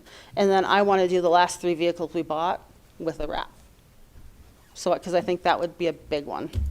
So, but I think if people were to know, we'd be Right. a lot busier than we A are. lot more And drivers. I think that there are a lot that they do. One thing that MOCA was able to do is help the hospital out this year with one of the vans or buses, whatever you Right, call for it. COVID, for COVID patients. Just for transporting COVID patients, which was a pretty big deal to our community. That way they didn't have to utilize ALS or BLS services Right. to transport. because Well, and they weren't didn't really in have, need. because we were going to transport, but they didn't have to do that way. We didn't have to do it that way, because this way they have a dedicated vehicle. Yeah. So they clean it and they use it for the next time. They don't have to clean it they don't have to worry about cleaning it between people and all that stuff like we would. Which So. which was great. And the other thing that we've talked about in the past year is just that, Joel, is getting this out to more people, because it's not just within the city, it's within the county. Right. County-wide, that the services are there and they are available for everybody in the county. Right. Obviously, sometimes they have to be scheduled, but even within the city, if we get a fixed route established, by the end of the year, that's going to be huge to a lot of local people that can go out and do their own shopping, or Right. go eat at night, or Right. maybe go to a movie. I mean, I don't know. It's just. Well, it's it any of opens that. up- It opens The ones up that more can't go anywhere. opportunity for our elderly or anybody really within the community. We're also wanting, I'm talking to Durango too, their transportation, because I think what would be nice is in the morning, maybe, have a halfway meeting point between here and Durango, and transporting clients to Durango, they can use their system and vice versa, and then have one in the afternoon, say, this is when we'll be meeting up there, be there, and then we'll take them back. So I think that's a big one too. People want to go to Durango, but right now all we can do is medical appointments, and we really can't even do that if the roads are bad, but I think with a fixed route, it'd be, just every day that somebody could just get on and do it. What kind of qualifications do your drivers have to have? None. I None? mean, they have to have 5 years, well, not none. Gotta Not have a none. driver's license. They do have to have a driver's license, yes. Okay. I didn't know if they had to 5-year be- clean driving record. They don't have to have a CDL. We don't have big Okay. enough. Now, that may change with the fixed route. I don't know yet, because we may have to have a bigger vehicle for a fixed route. I don't know what that's going to entail. But right now, they don't have to have a CDL, no. Just driver's license, 5 years, driving record, and they have to be 25. And a clean UA. Well, yeah. Yeah. Background check, yeah, drug test, that kind of thing. And we do have, we are on a drug pool, so they check us. They check a couple of people every month just Okay. to kind of make sure. So, No NASCAR drivers? I mean, probably not. Not in those vehicles. Have you seen them? Yeah, it's hard enough for them to get up to speed, let alone go Might anything get you farther. noticed, I don't know. Might be, might. So, but yeah, I think we're headed in the right direction with that, and this year looks to be hopefully a little better. We've gotten our some of our clients back. The other thing we're kind of fighting is Medicaid, because we're at about 20,000 down from last year for Medicaid because of the new. Gina was talking a little bit about it. The new brokerage system they're using in Telluride. My clients do not want to use it. We did a survey for 40 of our Medicaid clients, and 2 actually said it was okay. So we're bubbling all that up, and hopefully that's going to change, because Medicaid is basically our bread and butter. So, yeah. So hopefully that'll change a little bit. So, Okay, all right. thank you, Jennifer. Thank you. Nice meeting you guys. Appreciate it. Thank you. All right, next up, we'll have Senior Services, Jonathan Parker. You know. Good morning, Commissioners. I'm John Parker, I'm the Director for the Senior Services, and we appreciate MOCO a lot. When COVID hit, we weren't able to do on-site meals anymore, so all those people got home-delivered meals. And on top of that, we opened up or relaxed some of our requirements for the vulnerable population, so our Meals on Wheels numbers went from about 1,000 a month to over 2,000 a month, so their numbers really went up high. So MOCO was really instrumental in getting the meals out, and we still utilize them a lot. So our hats are off to Jennifer and the crew over there. They show up on time, and they do a good job. It's really important for us. And just a quick story on the pink vehicles. I grew up in Michigan, and the town I grew up in, the largest contractor was well known because every vehicle, all of his, the loaders, everything, the trucks, all painted pink. You could not, you knew this company very well. So I came to the Senior Services a little more than 2 years ago, December of 2018. I was the administrator at Guardian Angel for a small stint, and then before that at N.M.P Project, I was in management there for about 4 years. I came to Cortez in 2011 from Montana.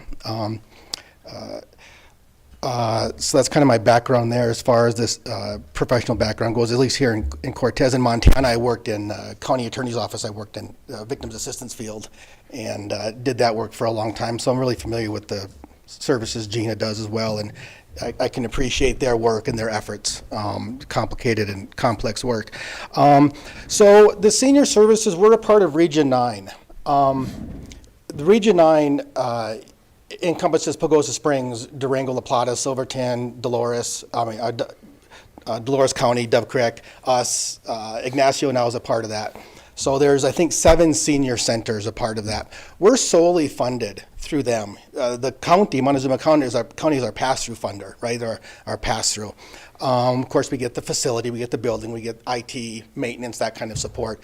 But they're really, the thrust of our funding is through the Area Agency on Aging, which is the AAA, AAA. And that's probably 95% in general. Last year, because of COVID and our increase in meals and some of these other things, there were quite a bit of monies out there. State, Rocky Mountain Health, different agencies we were able to get some monies for. In general, our budget runs about $250,000 a year. AAA funds about $210,000. We get about $15,000 a year from donations for meals.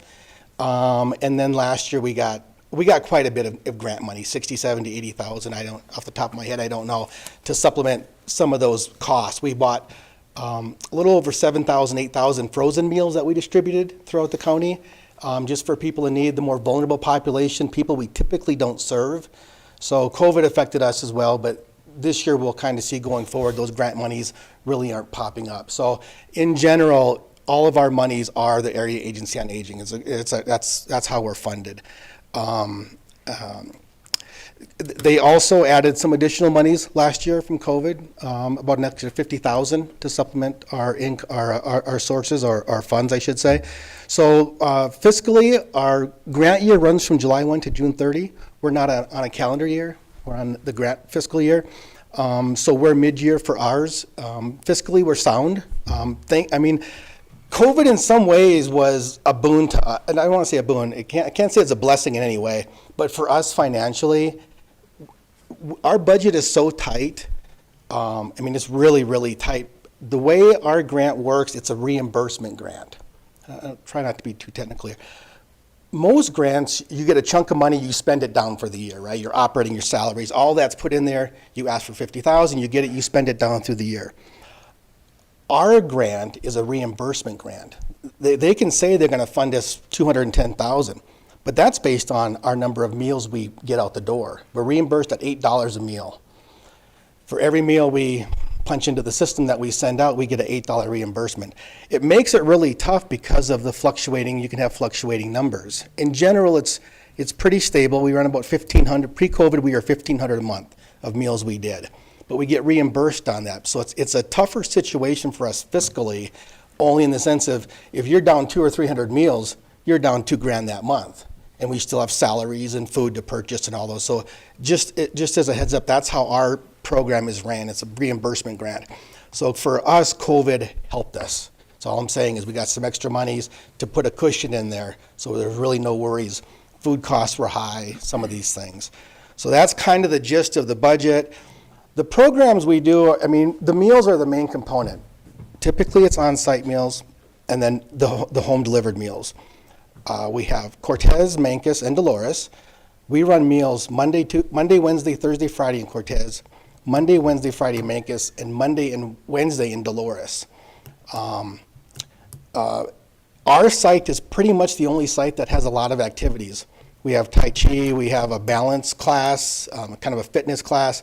There's a ladies' Bible study. There's square dancing. There's two-step dancing. We typically have a computer class going. That's not happening right now. And those are still running. They were shut down for a while with COVID, but almost all of those are back. When we do our on-site meals, then there's a lot more activities. We do field trips. There's bingo. There's movie day or movie night. We bring in the EMTs come in and do a health screening on Fridays, blood pressure, that kind of stuff. So we try to keep them busy. Right now, none of that's happening. So our biggest challenge will be is when we open, it's been this ongoing, obviously, and how do we open safely? How do we time that? And then how do we do it safely? So that's going to be our biggest challenge going forward. One of the opportunities we're looking forward to is the Extension Office has got funding for what's called Aging Mastery. It's either a 10 or a 15-week course, and Greg might be able to address this, and it's not going to happen right away, but they got some funds for it, and it's considered a best practice program. So the idea is to run seniors through this course that deals with financing and health and those sort of issues. So once we're kind of in this lull moment like many others where all we're doing is Meals on Wheels, the Tai Chi, the balance, those are still going, but as far as the center goes, it's really just shut down. It's being used for some of these activities, but once we get going and get meals on site, kind of get back to some sort of normalcy with our seniors, the opportunity, at least I'm looking forward to, is the program that they were able to purchase. It's kind of expensive, I believe, and we think it's going to be a good thing, because even before COVID, one of the things I focused on a lot was loneliness, health, matters of health, because we see our Tai Chi, our health group, is totally different in how the seniors live life than typically our on-site meal people. They have a lot different personality, a lot different way about life, but yet how do we get them through in a healthy way? Many of them are lonely, many of them don't have family, those sorts of things. So I'm actually personally kind of looking forward to seeing what kind of a group, what can this do for this group of people? So that's kind of an opportunity we're looking forward to. It won't be for a while, summer, fall possibly, but we're definitely excited for it. I would say the same thing, come by the center, come grab a lunch, come grab a meal. I said this last time, we make a really good cheeseburger. And I won't compare it to the El Grande cheeseburger, which is really good. And I mentioned this before, when I came out of the Marine Corps, I didn't get the GI Bill. I was past the old before the new, so I didn't get any benefits. So I actually flipped burgers in a place that reminds me of your restaurant. And anyways, there's a little story about me there too. So that's about all I really have. I don't really expect anything from the commissioners. Just know our program is also a little bit different. We're run through the AAA. We appreciate the commissioners a lot. We'd love to have you involved any way possible. Swing by. We're looking forward to when things get open again, and it's just a tough time. When do you anticipate, and I know I've asked this, or Commissioner Attell has asked this, with the vaccinations out there, and we're into phase 1B now, what do you have any kind of an anticipation of where we might be to get these people back out to where that loneliness becomes a big factor? It's a big factor. We do I forget the call. We call our seniors, but once a week we call just to touch bases with them. And we have started a home shopping program too, where we can pick up groceries, visit them, stuff like that. And I've tried forever to get a home visitation program going, and it's just been a real struggle to kind of offset that. I think we're really looking at April, honestly, at the earliest. I really do. And that's the talk within the AAA. We're under the State Unit on Aging, and they set a lot of this kind of policy or guidelines for sites for us. And that's kind of the talk right now is April. We were just a click away before, last fall. We were about a week away from getting back open when all of a sudden the numbers and everything kind of changed back October, whenever that was. September, October, I forget when it was. October. October, yeah. So I think it's going to be a few months. So what are they watching then? Is that through, who are they using for their numbers, statistics as far as their numbers? Because, are they using the state's recommendations, requirements? It is coming down from the state, basically. So what the state wants is, we're telling this Region 9, again, Archuleta County, La Plata County, okay, our counties are tied in. What the state wants is the Region 9 to come up with a plan, an idea of how to open safely for everybody, so we can do it as one. I'm actually on a reopening committee, and we have not met for several months now, so which means there's just no movement in this area. There just isn't. And a lot of the push, and it actually started from the beginning. I don't want to take too much time here, but there's still this big push for tele this, tele Tai Chi, tele this.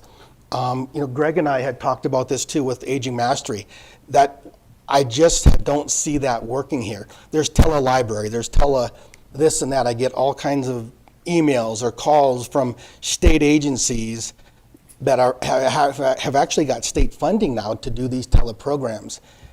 That just, in my view, is a real struggle, just for the tech reason, if nothing else. Yeah, we don't have the infrastructure to. You just don't. You give someone a tablet, buy them Wi-Fi, and then they can't get on. Who's going to go out there and fix it? It just doesn't work. That's not going to change. We're still going to open this tele thing, but I see energy, efforts, and money going into this area. I see it all the time. I hear it all the time. In fact, just last week, I was in a in a meeting, and it was the 9 Health, that big nonprofit, and they want to do some kind of a tele-thing with seniors in the area, but in our area, and that's a struggle for me. So I really don't, I'm giving you a bad answer is what I think I'm doing, because we're not hearing much. There's no movement. I think it's really what's going to happen is at some point these numbers are going to start to go down and things ease. I know the health department's doing vaccinations weekly now. My hunch and my hope is come springtime, things open up, the weather changes, all that kind of stuff. And there's maybe less pressure to not open, because it is a tough one. It's not good. It's way long in the tooth. As far as vaccinations, are the seniors that want to get vaccinated, are they able to, or do they know where to go to get it? I will say this, in the 9 Health news, when we discussed this, I think the health department and others have done a good job of getting that out, that the information is out there. I don't want to certainly speak for the health department, but like the clinic last week, the last 2 weeks were busy. Yeah, They were. and I'll speak a little bit to that, but our health department, the SHS, I think City Market, Safeway. Yeah. And I know I'm going to forget somebody, but they've actually done a very good job. It's the quantity of vaccinations being received is what is becoming the issue at this point in time. What we have been distributed, and they have, depending on where their provider is at, they've actually done a very good job of getting those out to those people. I think they've done an excellent job, and I know the health department, you can get on the list. You can sign up online, or you can give them a call. I've sent many seniors. But here's just a little note on that. When they first started the clinic, they do it at the annex. The health department's doing it at the annex, where we are in veteran services and stuff. They initially scheduled 2, one for January, one for February. They're now they have a weekly. We have them calendared through April. And I think this Friday, and I know people are listening out there, but I'm positive this Friday, the 29th, it's an 8 to 5 clinic. We'll have a Board of Health at 1:30, so everything will be talked about at that Yeah, point in time. okay, yeah. So it's I okay, think, Bonnie, I am not hearing confusion or people calling saying, how do I get it? Okay. I will say this, just quickly. More people seem willing to get it, more seniors now than prior. They seem more open to it. I think things have changed attitudes. Not that I'm going to get stuck with it. Yeah. No, Okay. Any questions or anything? No, that was just a question. I mean, Yeah. you speak of the loneliness of the seniors, but are they getting the information of where to go to get this, or somebody getting it to them? So outside of us calling them, I don't know if we've put it in our last newsletter, or we couldn't have because it hadn't been scheduled yet. So for our next newsletter for February, we will put it in there, the vaccination schedule. The newsletter goes to all the county, and then we do about 150 print versions of our newsletter as well. I mean, as far as our end of it, we will do that. We will push it out there. I let people know all the time. Okay. So we don't ever not let seniors know if they're interested in something. We try to get information out as much as we can. Absolutely. Well, as long as we're reaching as many as we can. It is. I mean, communications is still tough. Yeah, it is tough. It is tough. And no doubt there's many out there, rural, less able, less communicative with others, less involved in the community. That's the challenge, certainly, understood. Appreciate it so much. Thanks, you guys. Thank you, Jonathan. Thank you, John. Okay, our CSU extension, we have Greg Felson.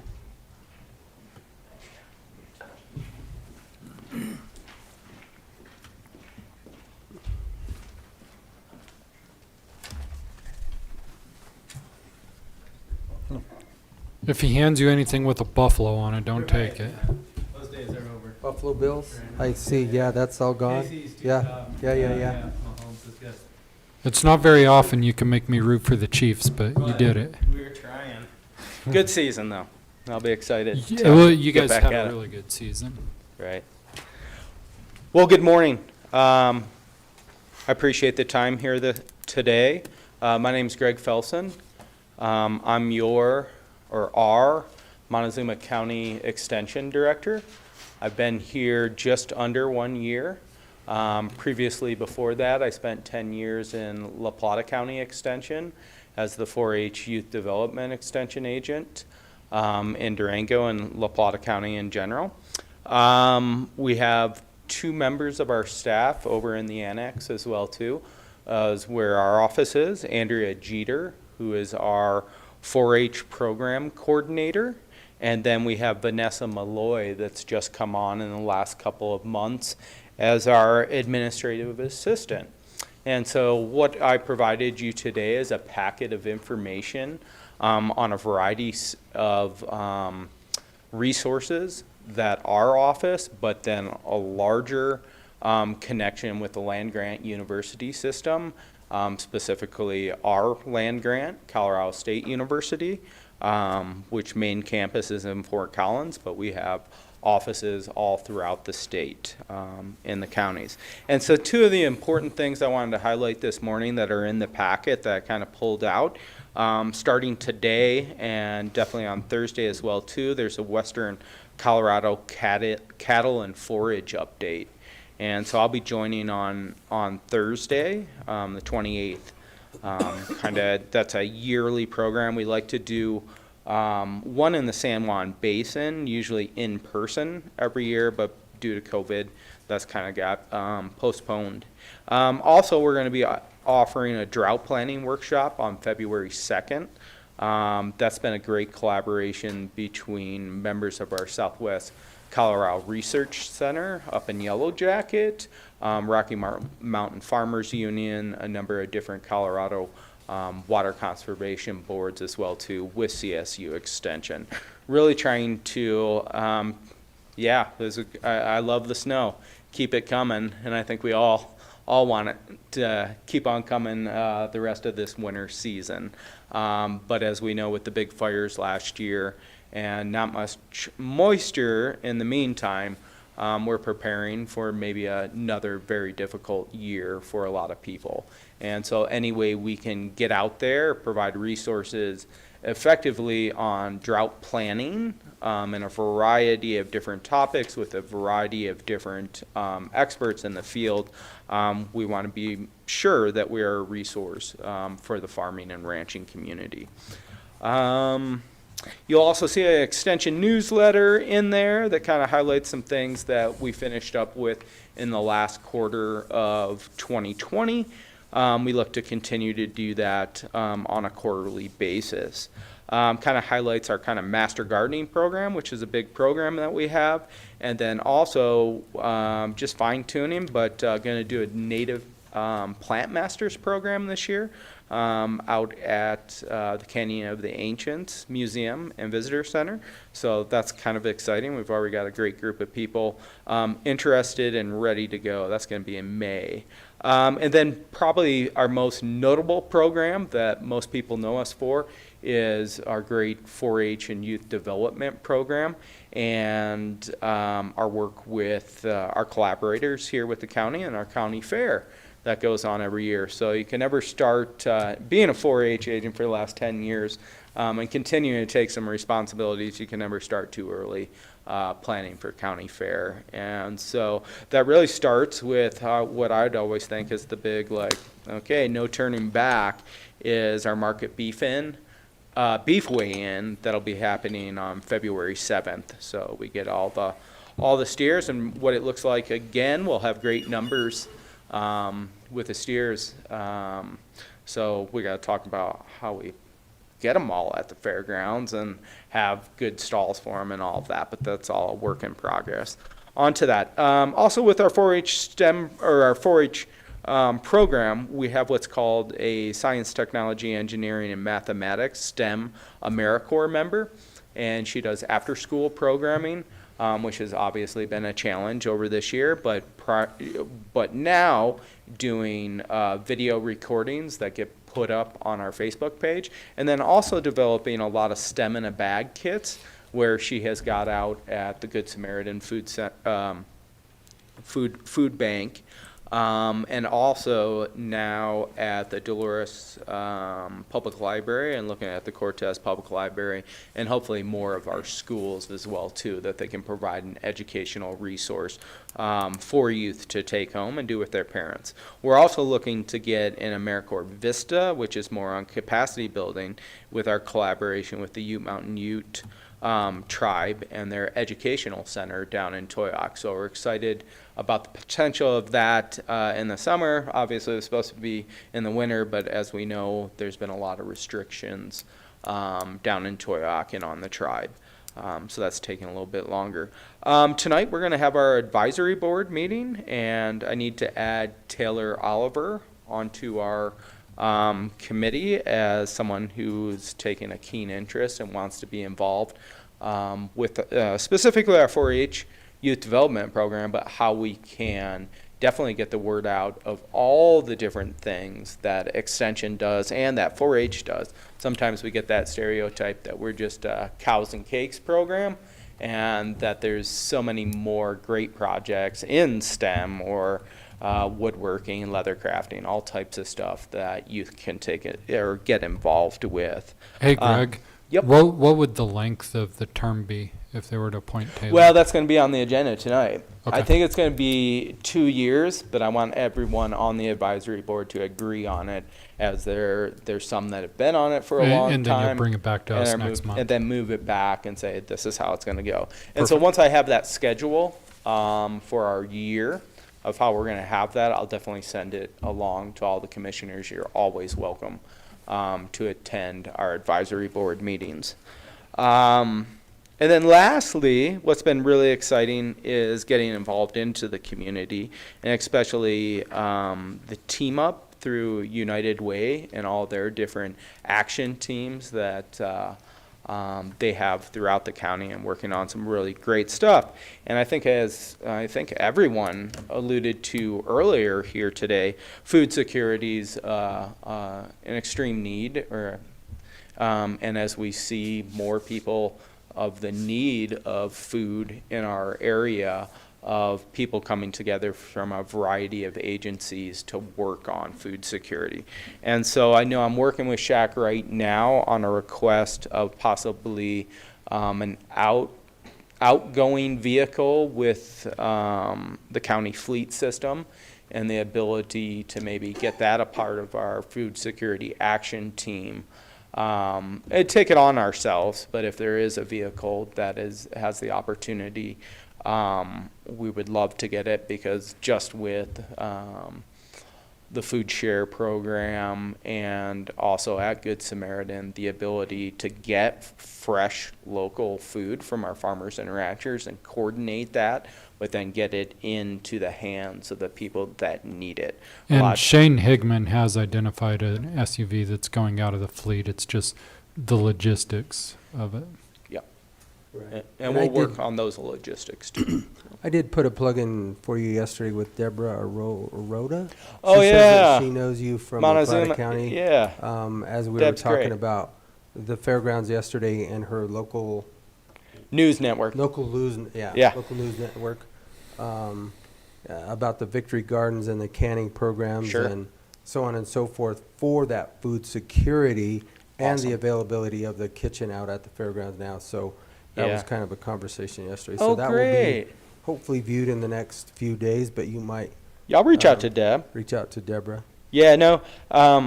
What alluding to is through our Master Gardener program and the modern day Victory programs, what we saw as a huge success statewide last year was our Grow and Give campaign. And so that's where, Master Gardeners or anybody that has gardens in our community grow a little bit extra.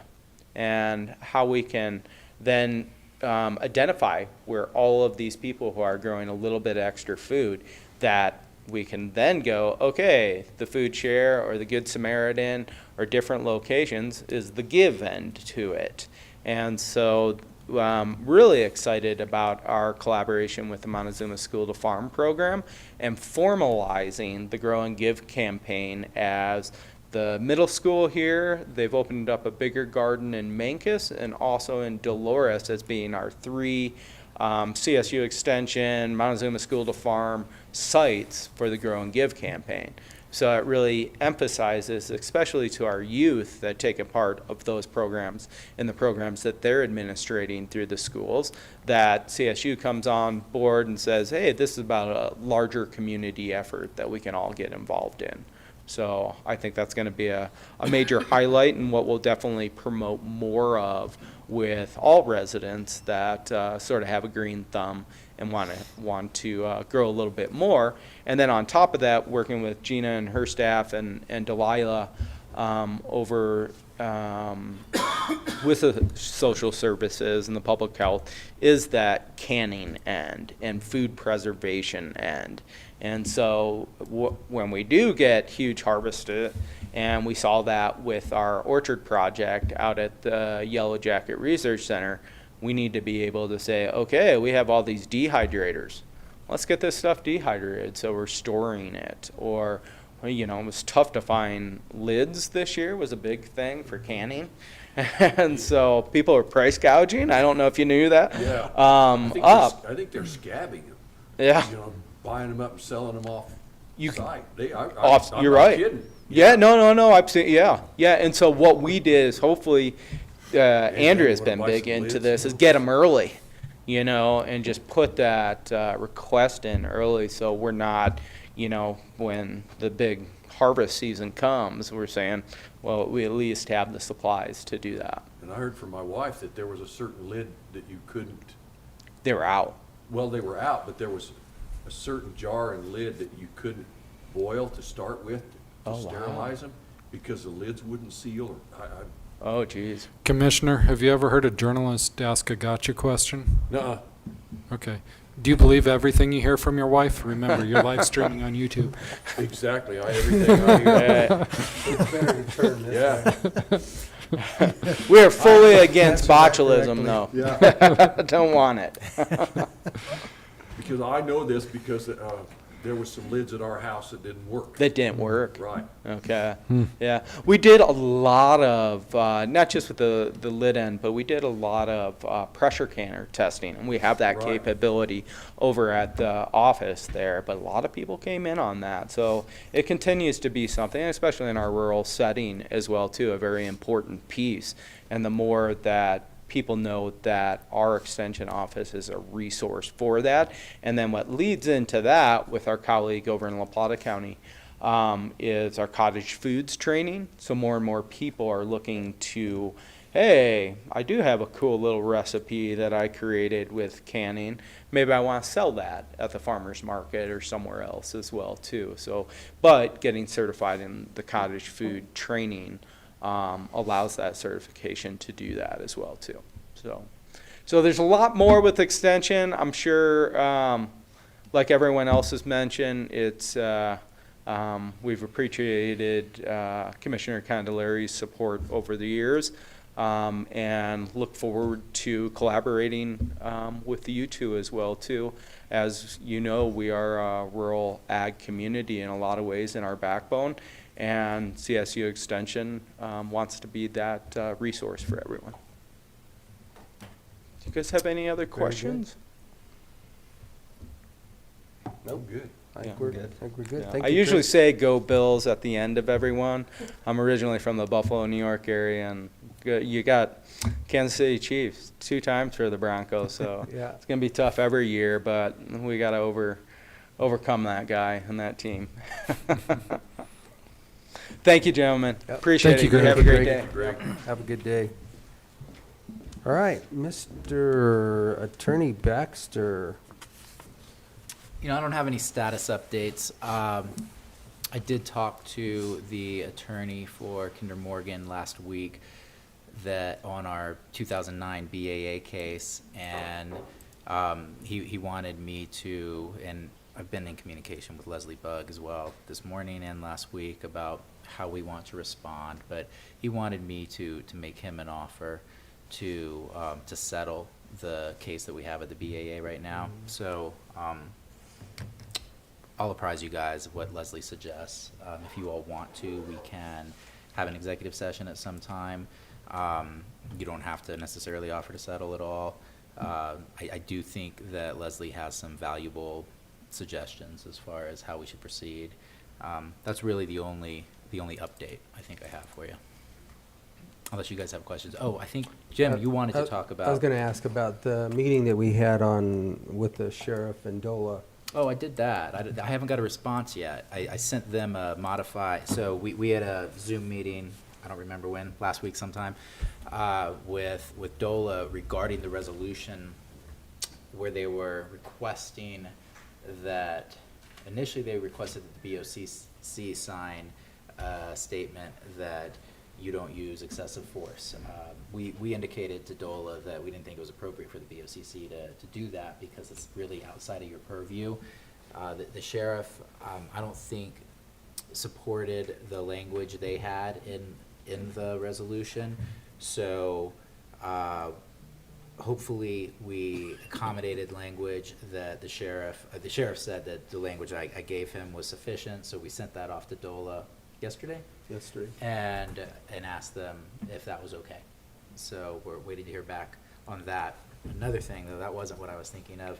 Other one. The RFP, the bid for fiber. For the RFP, right. Mm-hmm.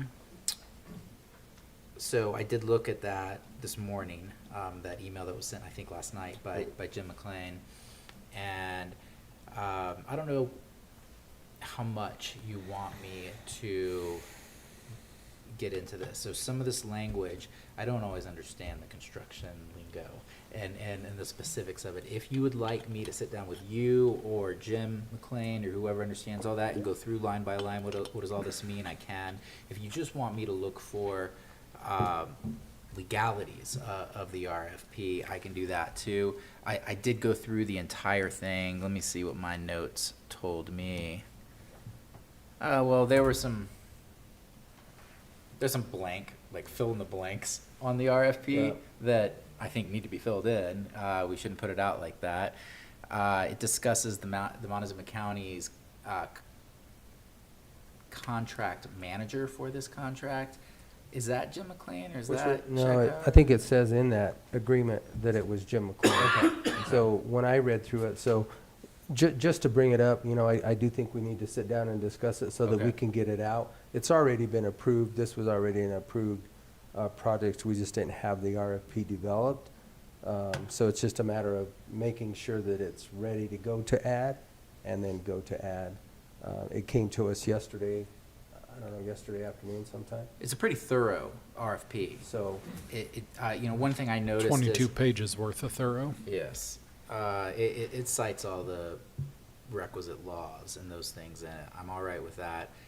It didn't have a penalty for non-completion other than withholding the final payment, which is fine if that's what we want. I don't know ordinarily on, I'm not real familiar with fiber contracts and how those work, but if the timeliness is especially important to us, we might want to add a penalty, a financial penalty for not completing it on time. But of course, that's up to us, and I have no idea if that's reasonable or not. But I noticed that there's not really a set penalty in it.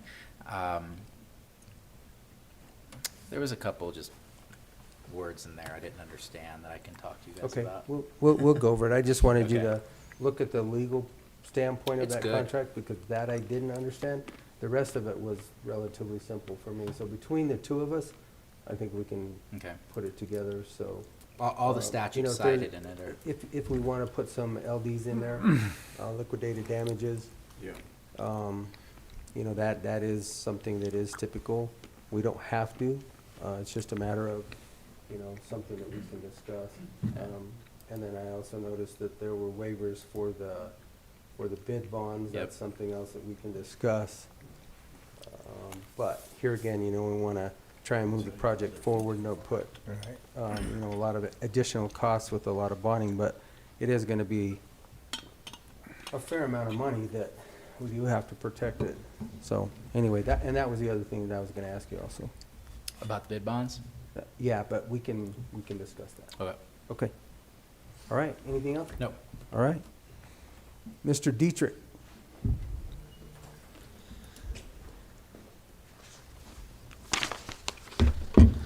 Good morning, gentlemen. Good morning. Good morning. Ladies.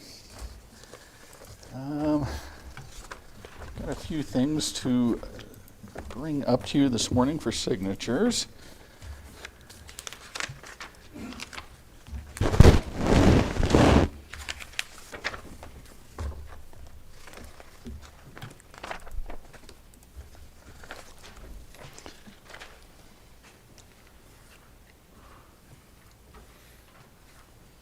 Which one are you going to do first, James? Why don't we start, what do you got up there? I've got the Kinder Morgan to the BLM. Okay, we'll just start with that then.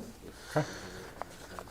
Okay, so this is, this particular letter is a response to the request by the BLM to provide input on the Kinder Morgan exploration project.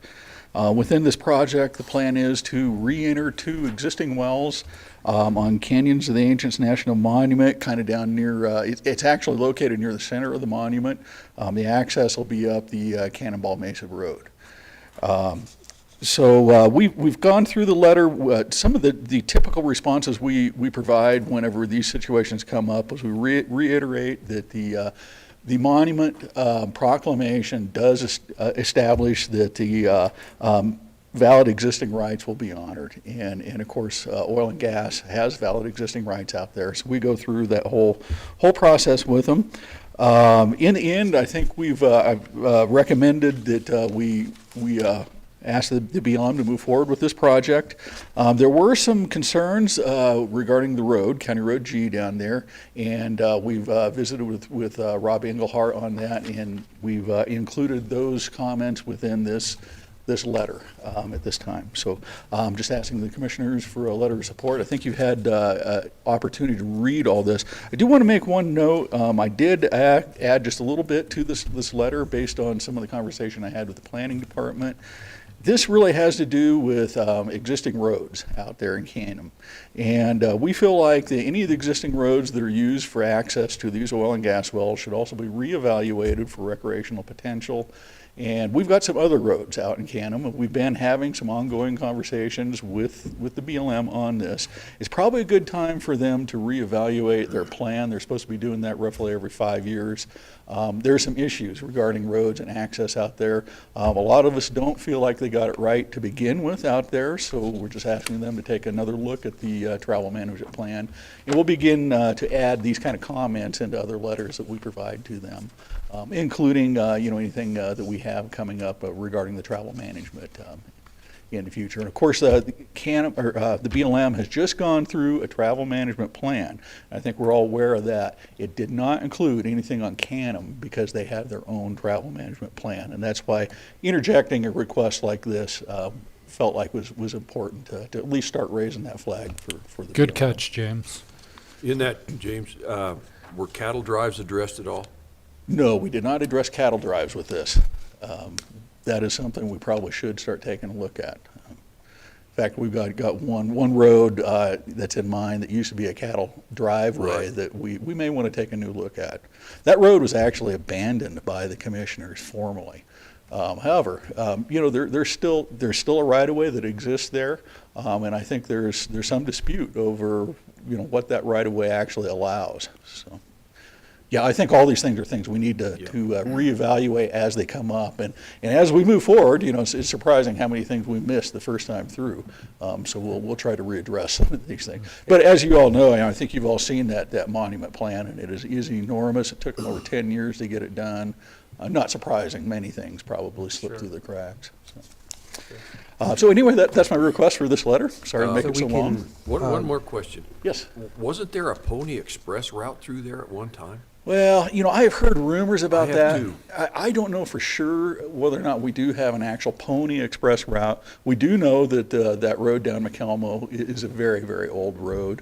And I think you'll see, if you look at the map that we adopted as an amendment to our roads map, we did identify what we feel is probably one of the original routes down the canyon, which followed the creek. We also feel Trail Canyon was another historic route. That's on many maps also. So there were probably a couple different routes down there that all kind of converged. And then over time, the road, as we started to develop vehicles, that road necessarily needed to be realigned to accommodate that type of use. So yeah, it's a complicated picture down there as far as roads go, for sure. So. Anything else regarding the So we'll go letter ahead to and the BLM? vote on this one if you want to. Go ahead, Joe. I'd make a motion that we send this letter to the BLM Trace Reels Field Office. Attention Jen Jardine, 29211 Highway 184, Dolores, Colorado, 81323, regarding 1794 S01,000 DOI BLM-CO-S07-2021-003 EA on the Kinder Morgan Exploration Project. Second. Second? Yeah. All right. It has been moved and seconded that we send a letter of support to the BLM Tres Rios Field Office. Attention Jen Jardin at 29211 Highway 184 in support of Kinder Morgan and the Exploration Project. All those in favor? Aye. Aye. Aye. Motion carries. Kim, I Go can ahead and collect sign it. those letters from you after you record those. Then the second letter that we have was asked to prepare a letter to Governor Polis regarding the wolf reintroduction program. And basically our objective with this letter is to get them to slow it down and adhere to the original time frame that they had established. One of the things that we pointed out with this letter is we really don't know what that plan looks like at this point. We've had virtually no outreach from the state regarding this reintroduction effort. It looks like, we all thought it was a bad idea to start with, not only the bad idea, but spending a lot of money unnecessarily on an animal that's coming back to the state anyway. But all that aside, the voters spoke, and we're sort of stuck with this at this point. But really, it does sort of feel like, proponents have not really been doing a lot of outreach to us. We just don't know what to expect at this point. So that is part of the thrust of this letter, is to get a little action on outreach and also to get CPW to reveal their plan to us. Right. I don't know if they have an implementation plan or not. I don't believe they've got anything completed at this point. So I know they're working on it, and I've talked to some of the guys, and they're well aware this was coming. But whether or not it's completed, that's a whole nother thing. I think this is more of just expressing our interest in the communication to slow this down. This doesn't have to be implemented until 2023, correct? That's correct. So we're in 2021. There's no need to rush or push this. We're going to have to figure out how to deal with a lot of concerns or issues locally anyway, and the more time, the better. So if you want to go ahead. Okay, yeah, for lack of better terminology, we can't plan until they plan. Well, that's a lot of the truth right there. Yeah. Some of the research that I've done, I think that the Colorado parks and stuff, they're wanting to slow down and stuff, and they're getting some pushback from the governor's office to get this pushed through. Right. And I think we need to send a letter of support to the Parks and Wildlife too, just telling our concerns, please do slow down on this and use your allotted time, because it did give them an allotted time to do this. Yes. And let them know that we have they have our support for this too, to slow down Certainly. and make sure it's done right and see how it's going to affect everything. Would you like Well, another letter? I've heard another theory that sometimes you ought to just hurry up and then fix it later. Yeah, yeah. But I think coming from the Colorado Cattlemen's, they're wanting everybody to kind of get behind parks and wildlife, because they are wanting to slow down, I think, and do this right. I think that's And they're correct, yeah. getting the pushback just to let Parks and Wildlife know that they have our support too. Certainly. Do you feel like we want to address a letter specifically to them, I or think- CC them in on this I letter? think this here is going to where the main thrust of the push is coming. So this is going to the governor. Right. We could add a CC line we on could there, add- and we yeah. can get it to our local Parks and Wildlife over in Mencas. Okay, yeah, think that sounds we can good. do That's that. what I would Because that suggest was too. the Colorado Cattlemen's request. Okay. What that started this was to support them. It's never a problem to write another letter too. Sometimes just CC and it'll be okay. Yeah. So I I think we think can we handle should it. just CC them, and that way it's there. It shows that we've already sent it up the chain, and we're not circumventing anybody. We're just, Right. we're putting it out there with that, Right. you know, take until December 2023. Well, I will make sure Parks and Wildlife gets CC'd in then. I make a motion, we sign this letter to Governor Polis, asking him to slow down the introduction of the WOOF so we can know what's coming and how to plan for this. I'll second it. Okay, we have properly moved and seconded to send a letter to Governor Polis in trying to slow down the action of Proposition 114 to allow the time allotted to December 31st, 2023 for the completion planning of the WOOF introduction. All those in favor? Aye. Aye. Aye. And then this other one, James, doesn't have a signature page, or do you want to just sign it underneath the fact? Yeah, I think that's just fine. Will that work? Well, I wonder if maybe I just got some. Maybe we got a page next to it or something. This Here's one's the one. Oh. Okay. Yep. Oh, that's what it is. You want that one back? Yeah. Okay. We'll run a file.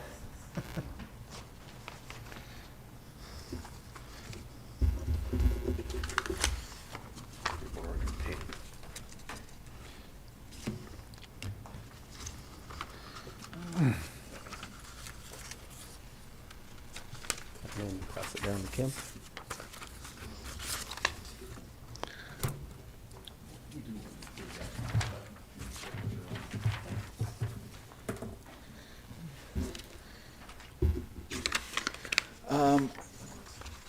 Then I guess the last item of business we have is that we did get a bid on the sign for the front of the building here. That came in from G Affordable Signs. They met the deadline requirement, which was yesterday at 4 o'clock. So I think everybody has a copy of the bid that came in. It's a one-page bid. I think Shaq has got a picture that he can put up on the screen. It kind of shows an example of what we're talking about. Did you send that this morning, James? I did. It should be a JPEG. Yeah, it should be attached with one of the other emails that I sent. That would be it right there. And so this was the conceptual drawing that we provided through our RFQ process, our RFP process. And so the bid that we received is for $19,086. And this includes the excavation that would include an area for concrete. We thought probably the best thing to do is just fill in that corner there with concrete. It will skin that grading back until that concrete meets grade along the east side as well as the north side, which faces the street there. On the west side, it looks like we're going to be cutting into that hump that's there a little bit.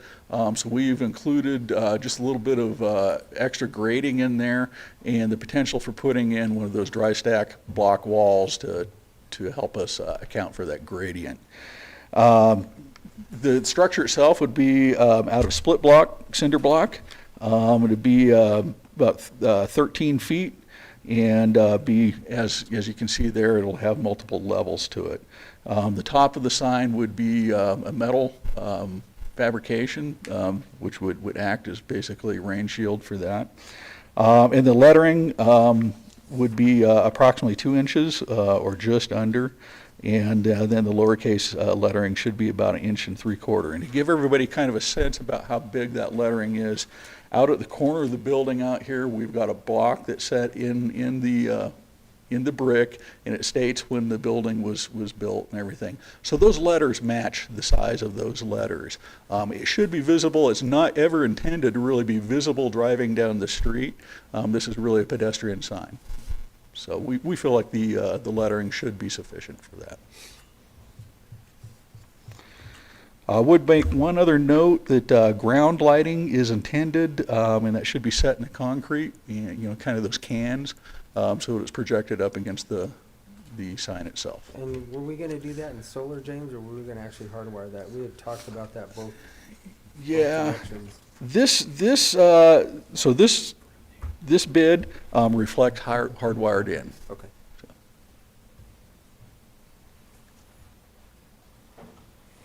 Okay, and we don't have to make a decision on this today, guys. You can look at this. Obviously, you just have it in front of you now. That's correct. We can then decide on it next week. So, do want to mention to the commissioners that this has been under ad since the end of December. This is the only bid we received, and the only one that has contacted us that had any interest whatsoever on this. This was one of Commissioner Ortel's. I think he's fought with this for a long time. He's tried really hard to get this I did tell him signed. that I would make sure that it happened before I left here, so it's kind of a. He's welcome to make a contribution to the cost of the sign. We'll put his name on it. So if you're out there listening. Yeah, we could do the buy a brick program or something. Yeah, exactly, or buy a chunk of concrete. So we'll put this on the agenda for next week, James. We'll That sounds good. be able to have Commissioners Lindsay and Stevenson look it over, and if we have any questions, then we can email them to you. That sounds good. And I will let Mr. Gafford know that it's been received and the commissioners are reviewing it. Okay. All right. The only last thing I will leave the commissioners with, we are still working on the, comments on the archaeological assessment. Boy, that's a tough assessment. This is probably one of the biggest writing challenges that we've ever had here, tearing apart that assessment, because it is definitely been designed for one purpose, and that was to eliminate grazing on those two allotments. So we're doing everything we can do. I'm continuing to work with Al Heaton. I took Friday last week and went out there with Al Heaton. We looked over the Yellow Jacket allotment. One thing we think for sure is having some field trips out there would be really, really helpful, because what we see from that report just does not seem to match what we're finding on the ground. There is a lot of those, both of those allotments are some of the better allotments on that whole monument for grazing. And it's really where that monument transitions from the pinyon juniper country to kind of those more rolling hills of grassland. And certainly there's plenty of feed out there. You can see for miles out there in some places, and if there were standing architecture, some of the things that they've noted as being particularly sensitive, you'd be able to see it. In fact, you can't even see the rubble piles. We worked really hard to find any of the ruins that were located on those maps. The two that we found, I just cannot see anything in the cow could really do to those ruins without intentionally trying to go after it, which we know cows don't do. So we'll give it our best, and we'll continue to ask for those field trips. And when it comes down to meeting with SHPO, I think that we really need to have some time out there on the monument on both of those allotments, and really go visit some of the places they've said that there's damage, let them document that damage, and let them show it to us.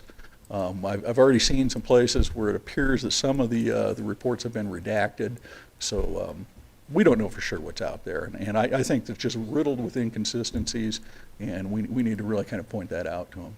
So we will continue to work on that. Okay. Thank you. That's all I have. Sorry to take up so much time today, gentlemen. Oh, no, you're fine. We're right on time. Perfect. Thank you. Okay, Commissioner's report. You're skipping I'm one. sorry. I kind of thought I could skip over that. You caught me. You All right. can. I'll just approve the. We'd like to thank you for coming, Shaq. Thanks. I'm Right, happy to be Shaq. here. The first thing I need the commissioners to do is approve the expenditures for November and for December. I emailed those to all of you Friday afternoon. So this shows all the, we did change the formatting of this to just show you by fund, what all is being spent by fund in here. And so you've already approved the social services portion of this morning, but this is the November report, and this is the December report. So did any of the commissioners have any questions?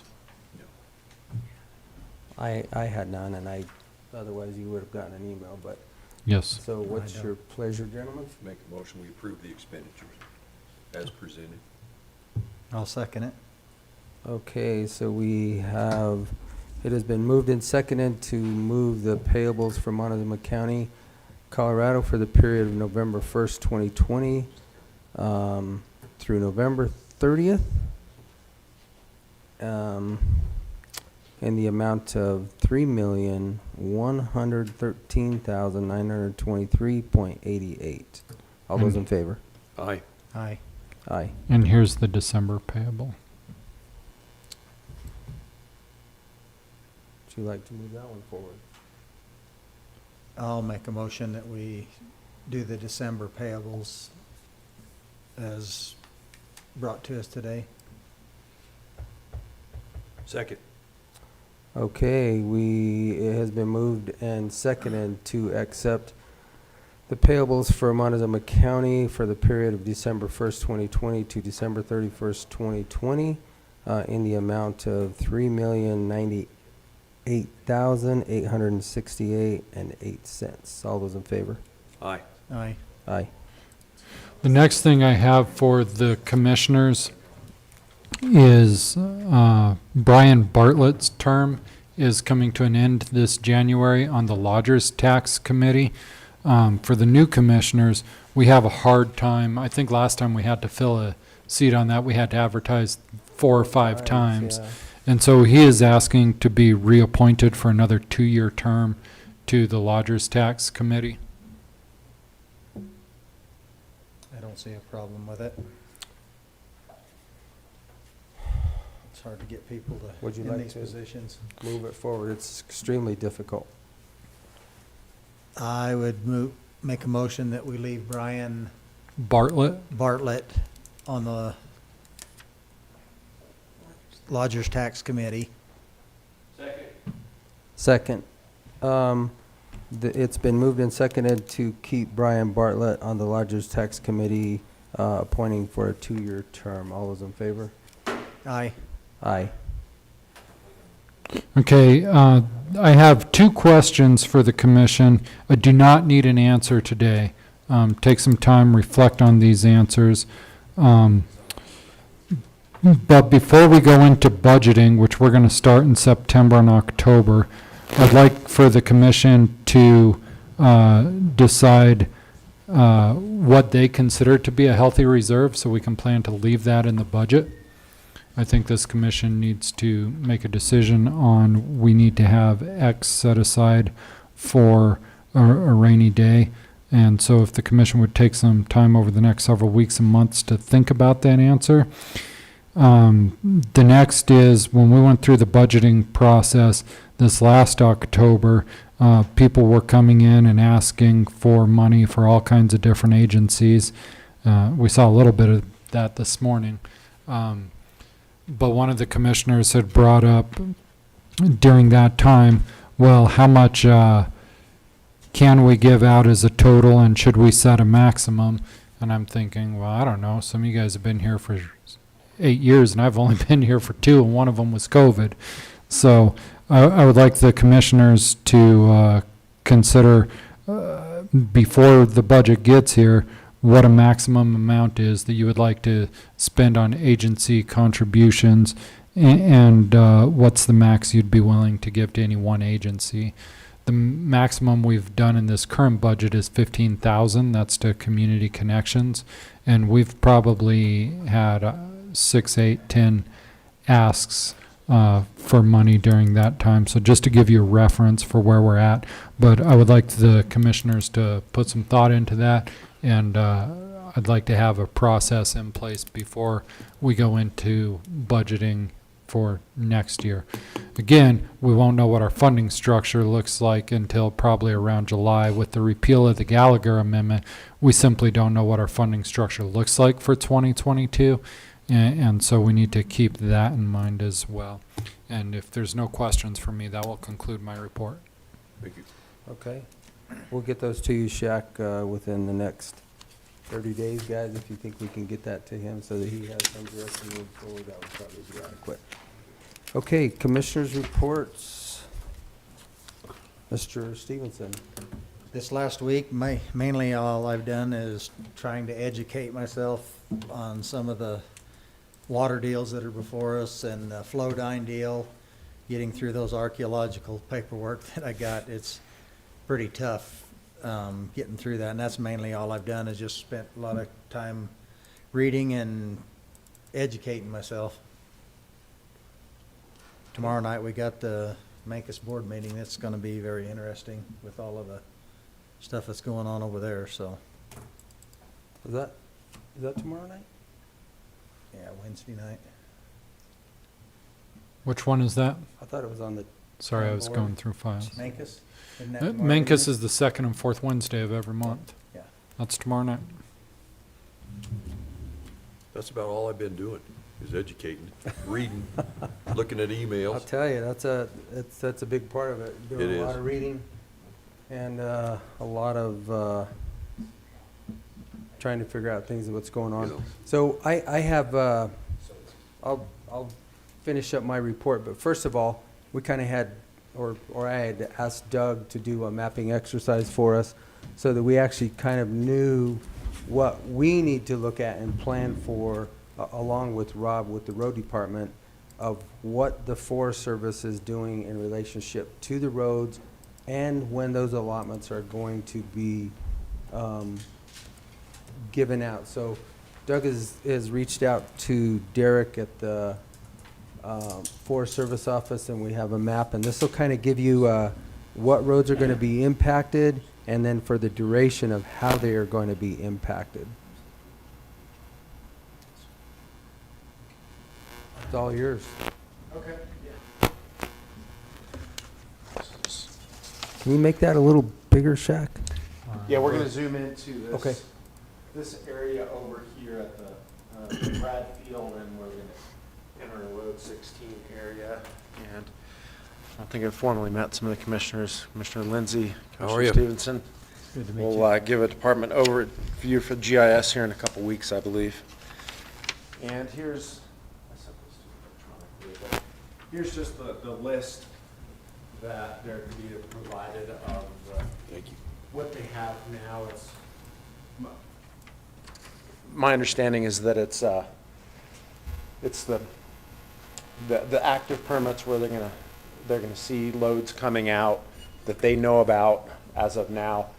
And per his email, it was stated the predicted end date. I think that may change, but I think they know how much material's up there, and they can kind of predict the number of loads and number of years that it's going to take. So the Commissioner Candelaria really wanted to highlight what we're looking at are the county roads impacted. So if you scroll up there, Shaq, so you can see all these.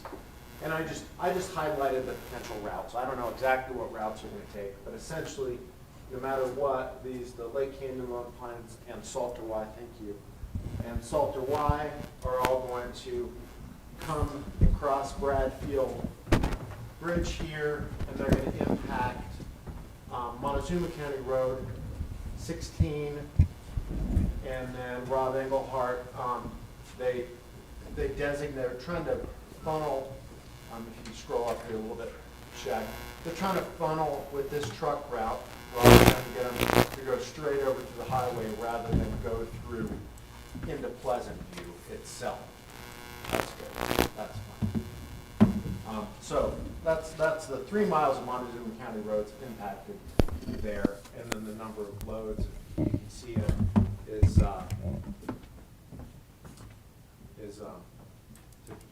we just want to see this and then all this. Okay, want to see this up here.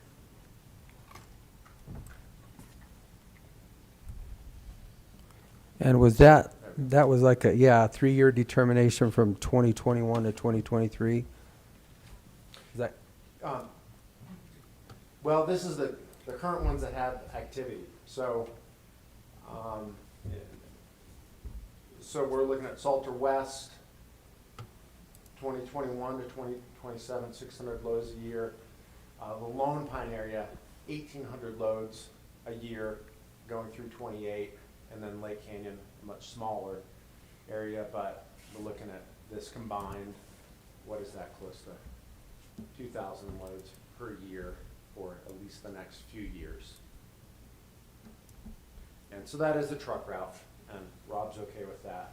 The second area is this Salter East. We want to Salter East down to Dolores. You can see that shack. We want to see down in the town of Dolores. That's perfect. Again, scroll up so you can see. We want to see this area right here. Okay, so Salter East, 1,800 loads per year through 2035. And of course, it's impacting what is 12 miles of the Dolores Norwood Road and then 2.6 miles of Montezuma County Road 31. We know that was reconstructed here a few years ago. 2 years ago, I believe we went 2 ahead and years did the ago. overlay on that road. An overlay, and then of course, it's not our road, at least not yet, but 4.2 miles of new chip seal here in the connecting what was paved to the county line here in 2019. I believe was a partnership with the county. So that's what's being impacted by the Salter East area. Again, that goes until 2035. What's projected, correct, as of right now? So it's a long duration of time, and those are a lot of loads that are going to come up and down that that road. The impact of it is long term. So just food for thought for us of how we start planning on those areas that we get our impact into those roadways. And then Shaq, the one we want to see, it doesn't impact any county roads, but just so you know about it, this is another big one up here. If you just kind of scroll down, so we see up here at Taylor Mesa. Taylor Mesa through 2026, 1,000 loads a year coming down and hitting 145. And that's just a one-way trip, right? When you're counting the load?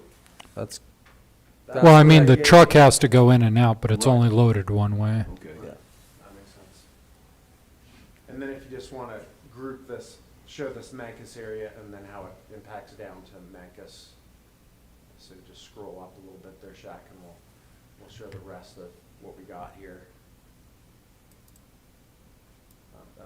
Other up. The other way, up and down. That's perfect, thank you.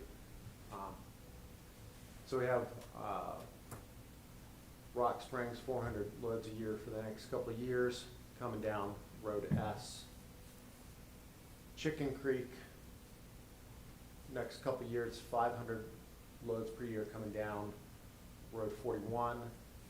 The Aspen Restoration Project through 26, 500 loads per year.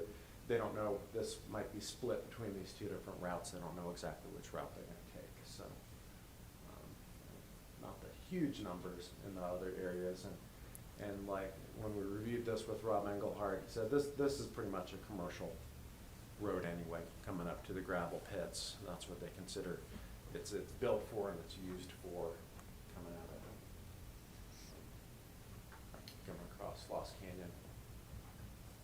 And then finally we have Burnt Ridge through 2026, 500 loads per year coming down County Road 44, which Rob's comment on that is that's fairly beat up road to begin with, so you're not going to do, I guess, too much more damage to that road. It's hasn't been worked on in a while.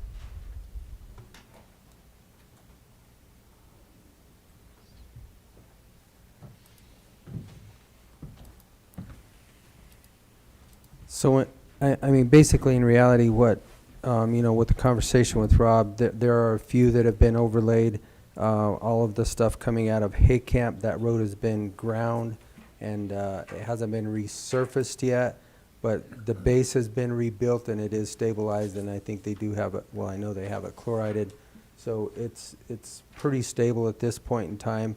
So our areas of impact as far as overlays is not super big at this point in time, but they, depending on what we do and how we do it, there's a long duration of time if you look out at 2035, that these roads are going to be being logged, which is very good for our community, for our forest. I mean, there's a lot of good things there, but basically to let the public know that you are going to see a lot of activity in these roads as it starts to get developed, and it is going to last a quite lengthy time. Any question? Upkeep's gonna be trouble, it'll be tough. It is. It is, I mean, that's It is, given. but, yeah, it's a balance. Obviously, the logging industry is something that we encourage. Yeah. The forest health is obviously something that is needed. We just, just to bring you guys to show you what the impacts truly are gonna be if somebody starts talking to you or asking you questions about it, you have a little bit more information. And it was easier for me to look at a map to decide, okay, where really are these roads impacted and how long are those roads impacted within Montezuma County. Some are in Dolores County, some obviously are on the Forest Service, but how does it impact us in our roads as we get questions through roads throughout the year? And then my assumption is that this is their activity based on what they're seeing this year. Doesn't mean that another permit could become active next year, and then they can project that out next year. Correct. This is just a mapping exercise for this year of what we currently have, but, it obviously, like everything else, it could go plus or minus. Oh, yeah, that's a given, but you don't know whether they're gonna have access or permits for the next so many years. So, with a stroke of a pen, that could go away. Could happen. There are a lot of things that could happen with the stroke of a pen. Did you have some comments on? Well, the only other thing that I would mention about, about this exercise that we went through, we do have some logging that's happening on private land. We've got two initiatives that we're really hoping to get cost down and read what's going on. So that, I think the picture can change to some extent into the future. My guess is, if we got 10% of all the product coming off of private land, boy, we're doing pretty good. Mm-hmm. So I'm thinking it's not a huge factor, but something to keep in mind. We could see some changes in the patterns, depending on how successful we are with a couple of those restoration initiatives. That's all I had. Great. Printed out copy for you. Thank you. I do appreciate it, Doug. I know you guys worked hard on this for me, and it's just so much better to be able to show you on a map of what's taking place and sometimes trying to listen to a conversation. So thank you. I appreciate it. With that, then I'll start into do you guys have any questions for Doug or Doug?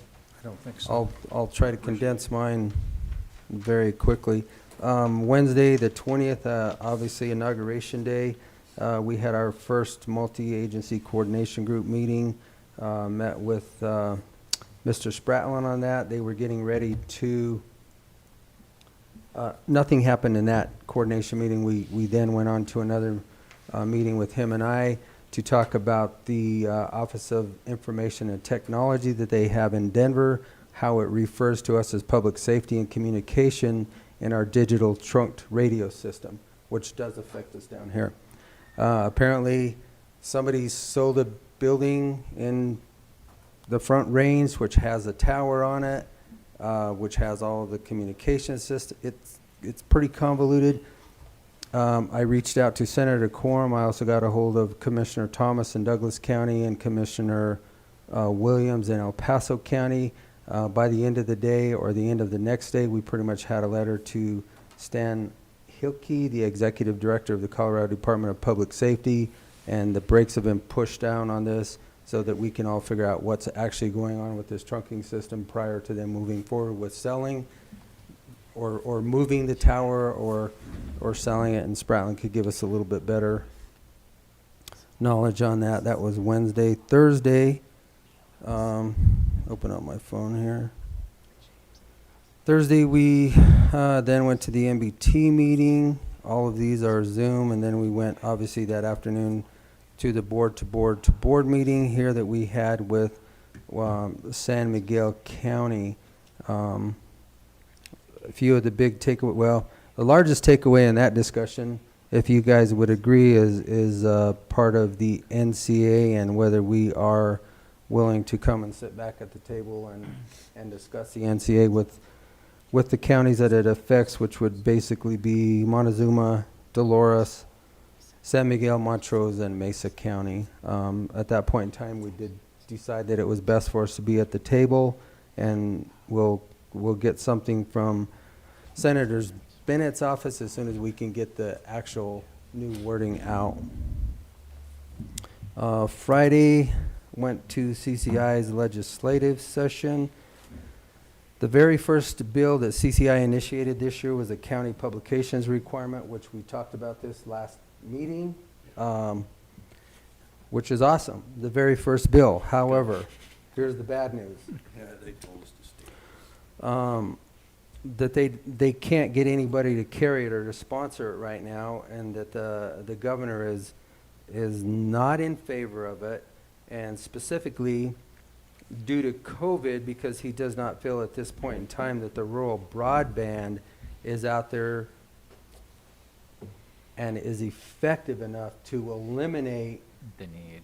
paper instead of going digital, because there would be too much of a disconnect, so that constituency, we wouldn't be able to get it all. So they're working on that. We'll see if we can get anybody to carry that moving forward.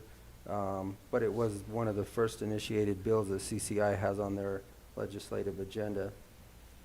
The 811 local exemption for county road maintenance, this is probably pretty big for us and for every county. A couple of years ago, they passed a law that even though we are doing maintenance on our roads for just the blading, that they had to call 811 for every inch of material that they moved off of the road. That's being brought back up. There would be an exemption for road and bridge, and that will allow for up to 6 inches of moving off of our roadways and moving it around, so that we don't have to go through that, because we're not necessarily trenching. Obviously, if we get outside of the top of the roadway, then that would apply, because you're going to actually dig if it's over 6 inches. Let's see. The OHV usage on county roads, that's going to be carried by Representative Catlin here, that's from Montrose. So we'll see where that goes. And again, these were just extremely,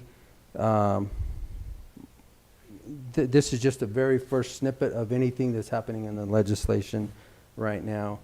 And then the other big one that we were looking at is domestic abuse in children, and that's the alternative response, or the pilot and adult protective services, which I think Gina is probably a part of it with us, and her group of what's happening. Douglas County brought that forward.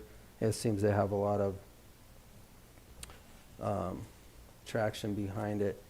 The cleanup bill on Senate Bill 217, which again was passed last year, which is basically has to deal with all of the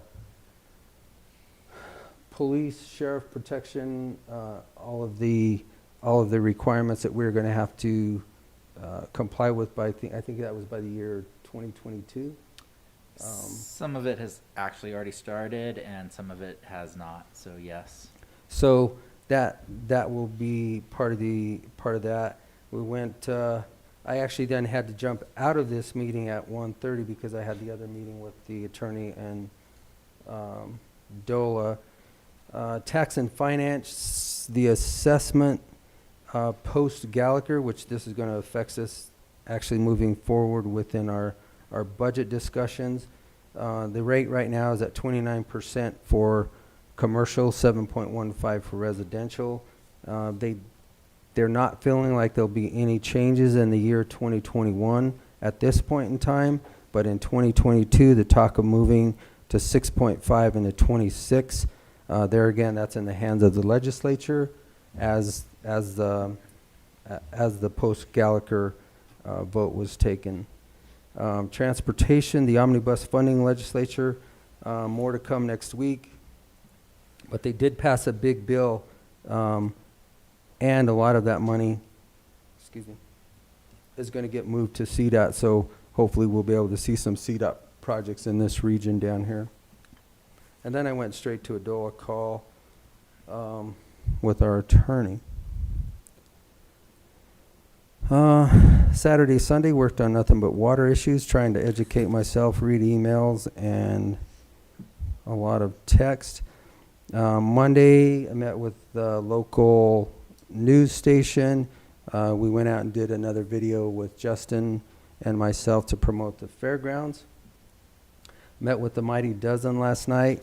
The governor's staff was not there. They'll be there next week, and that is due basically because some of the people have left the state and are now going to the feds. They're now working for the federal government instead of the state government, so they were not on our call last night. But the biggest takeaways last night on that, which are the questions to the state, are the vaccines, the quantity, and the availability. Are we still going to get our allotments? Are they going to still keep coming at the present rate, or are they going to be able to ramp them up? So more will be discussed on that next week with the governor's staff.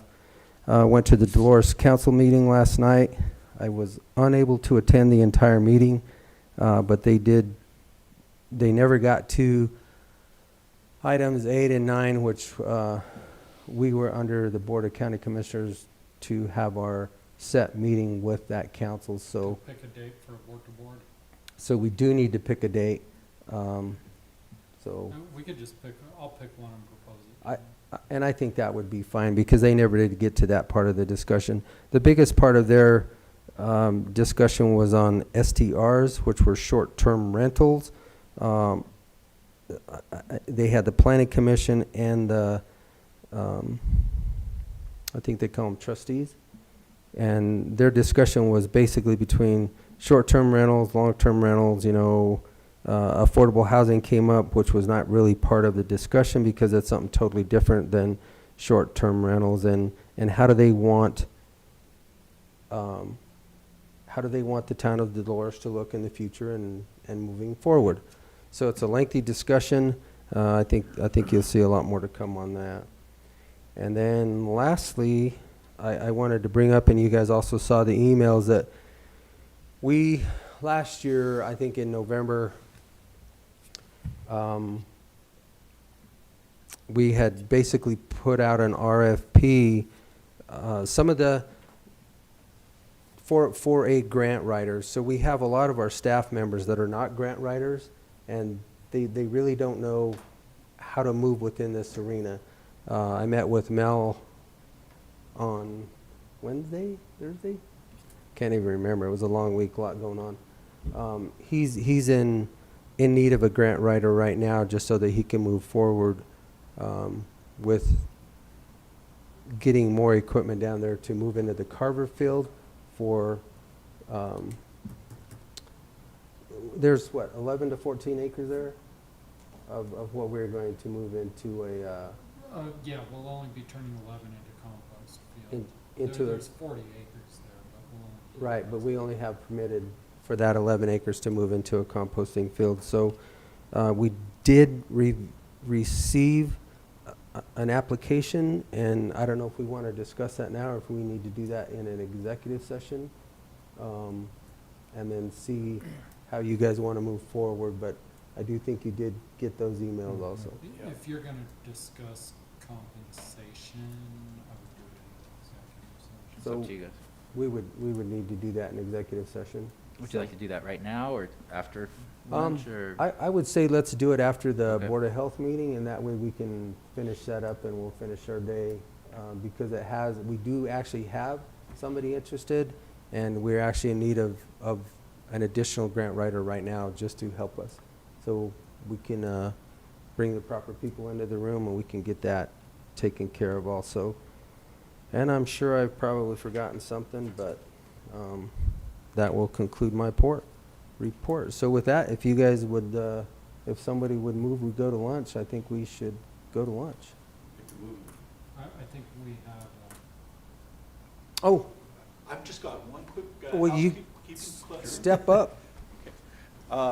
So gentlemen, we just got a request by the press to get one of the letters that we just signed this morning.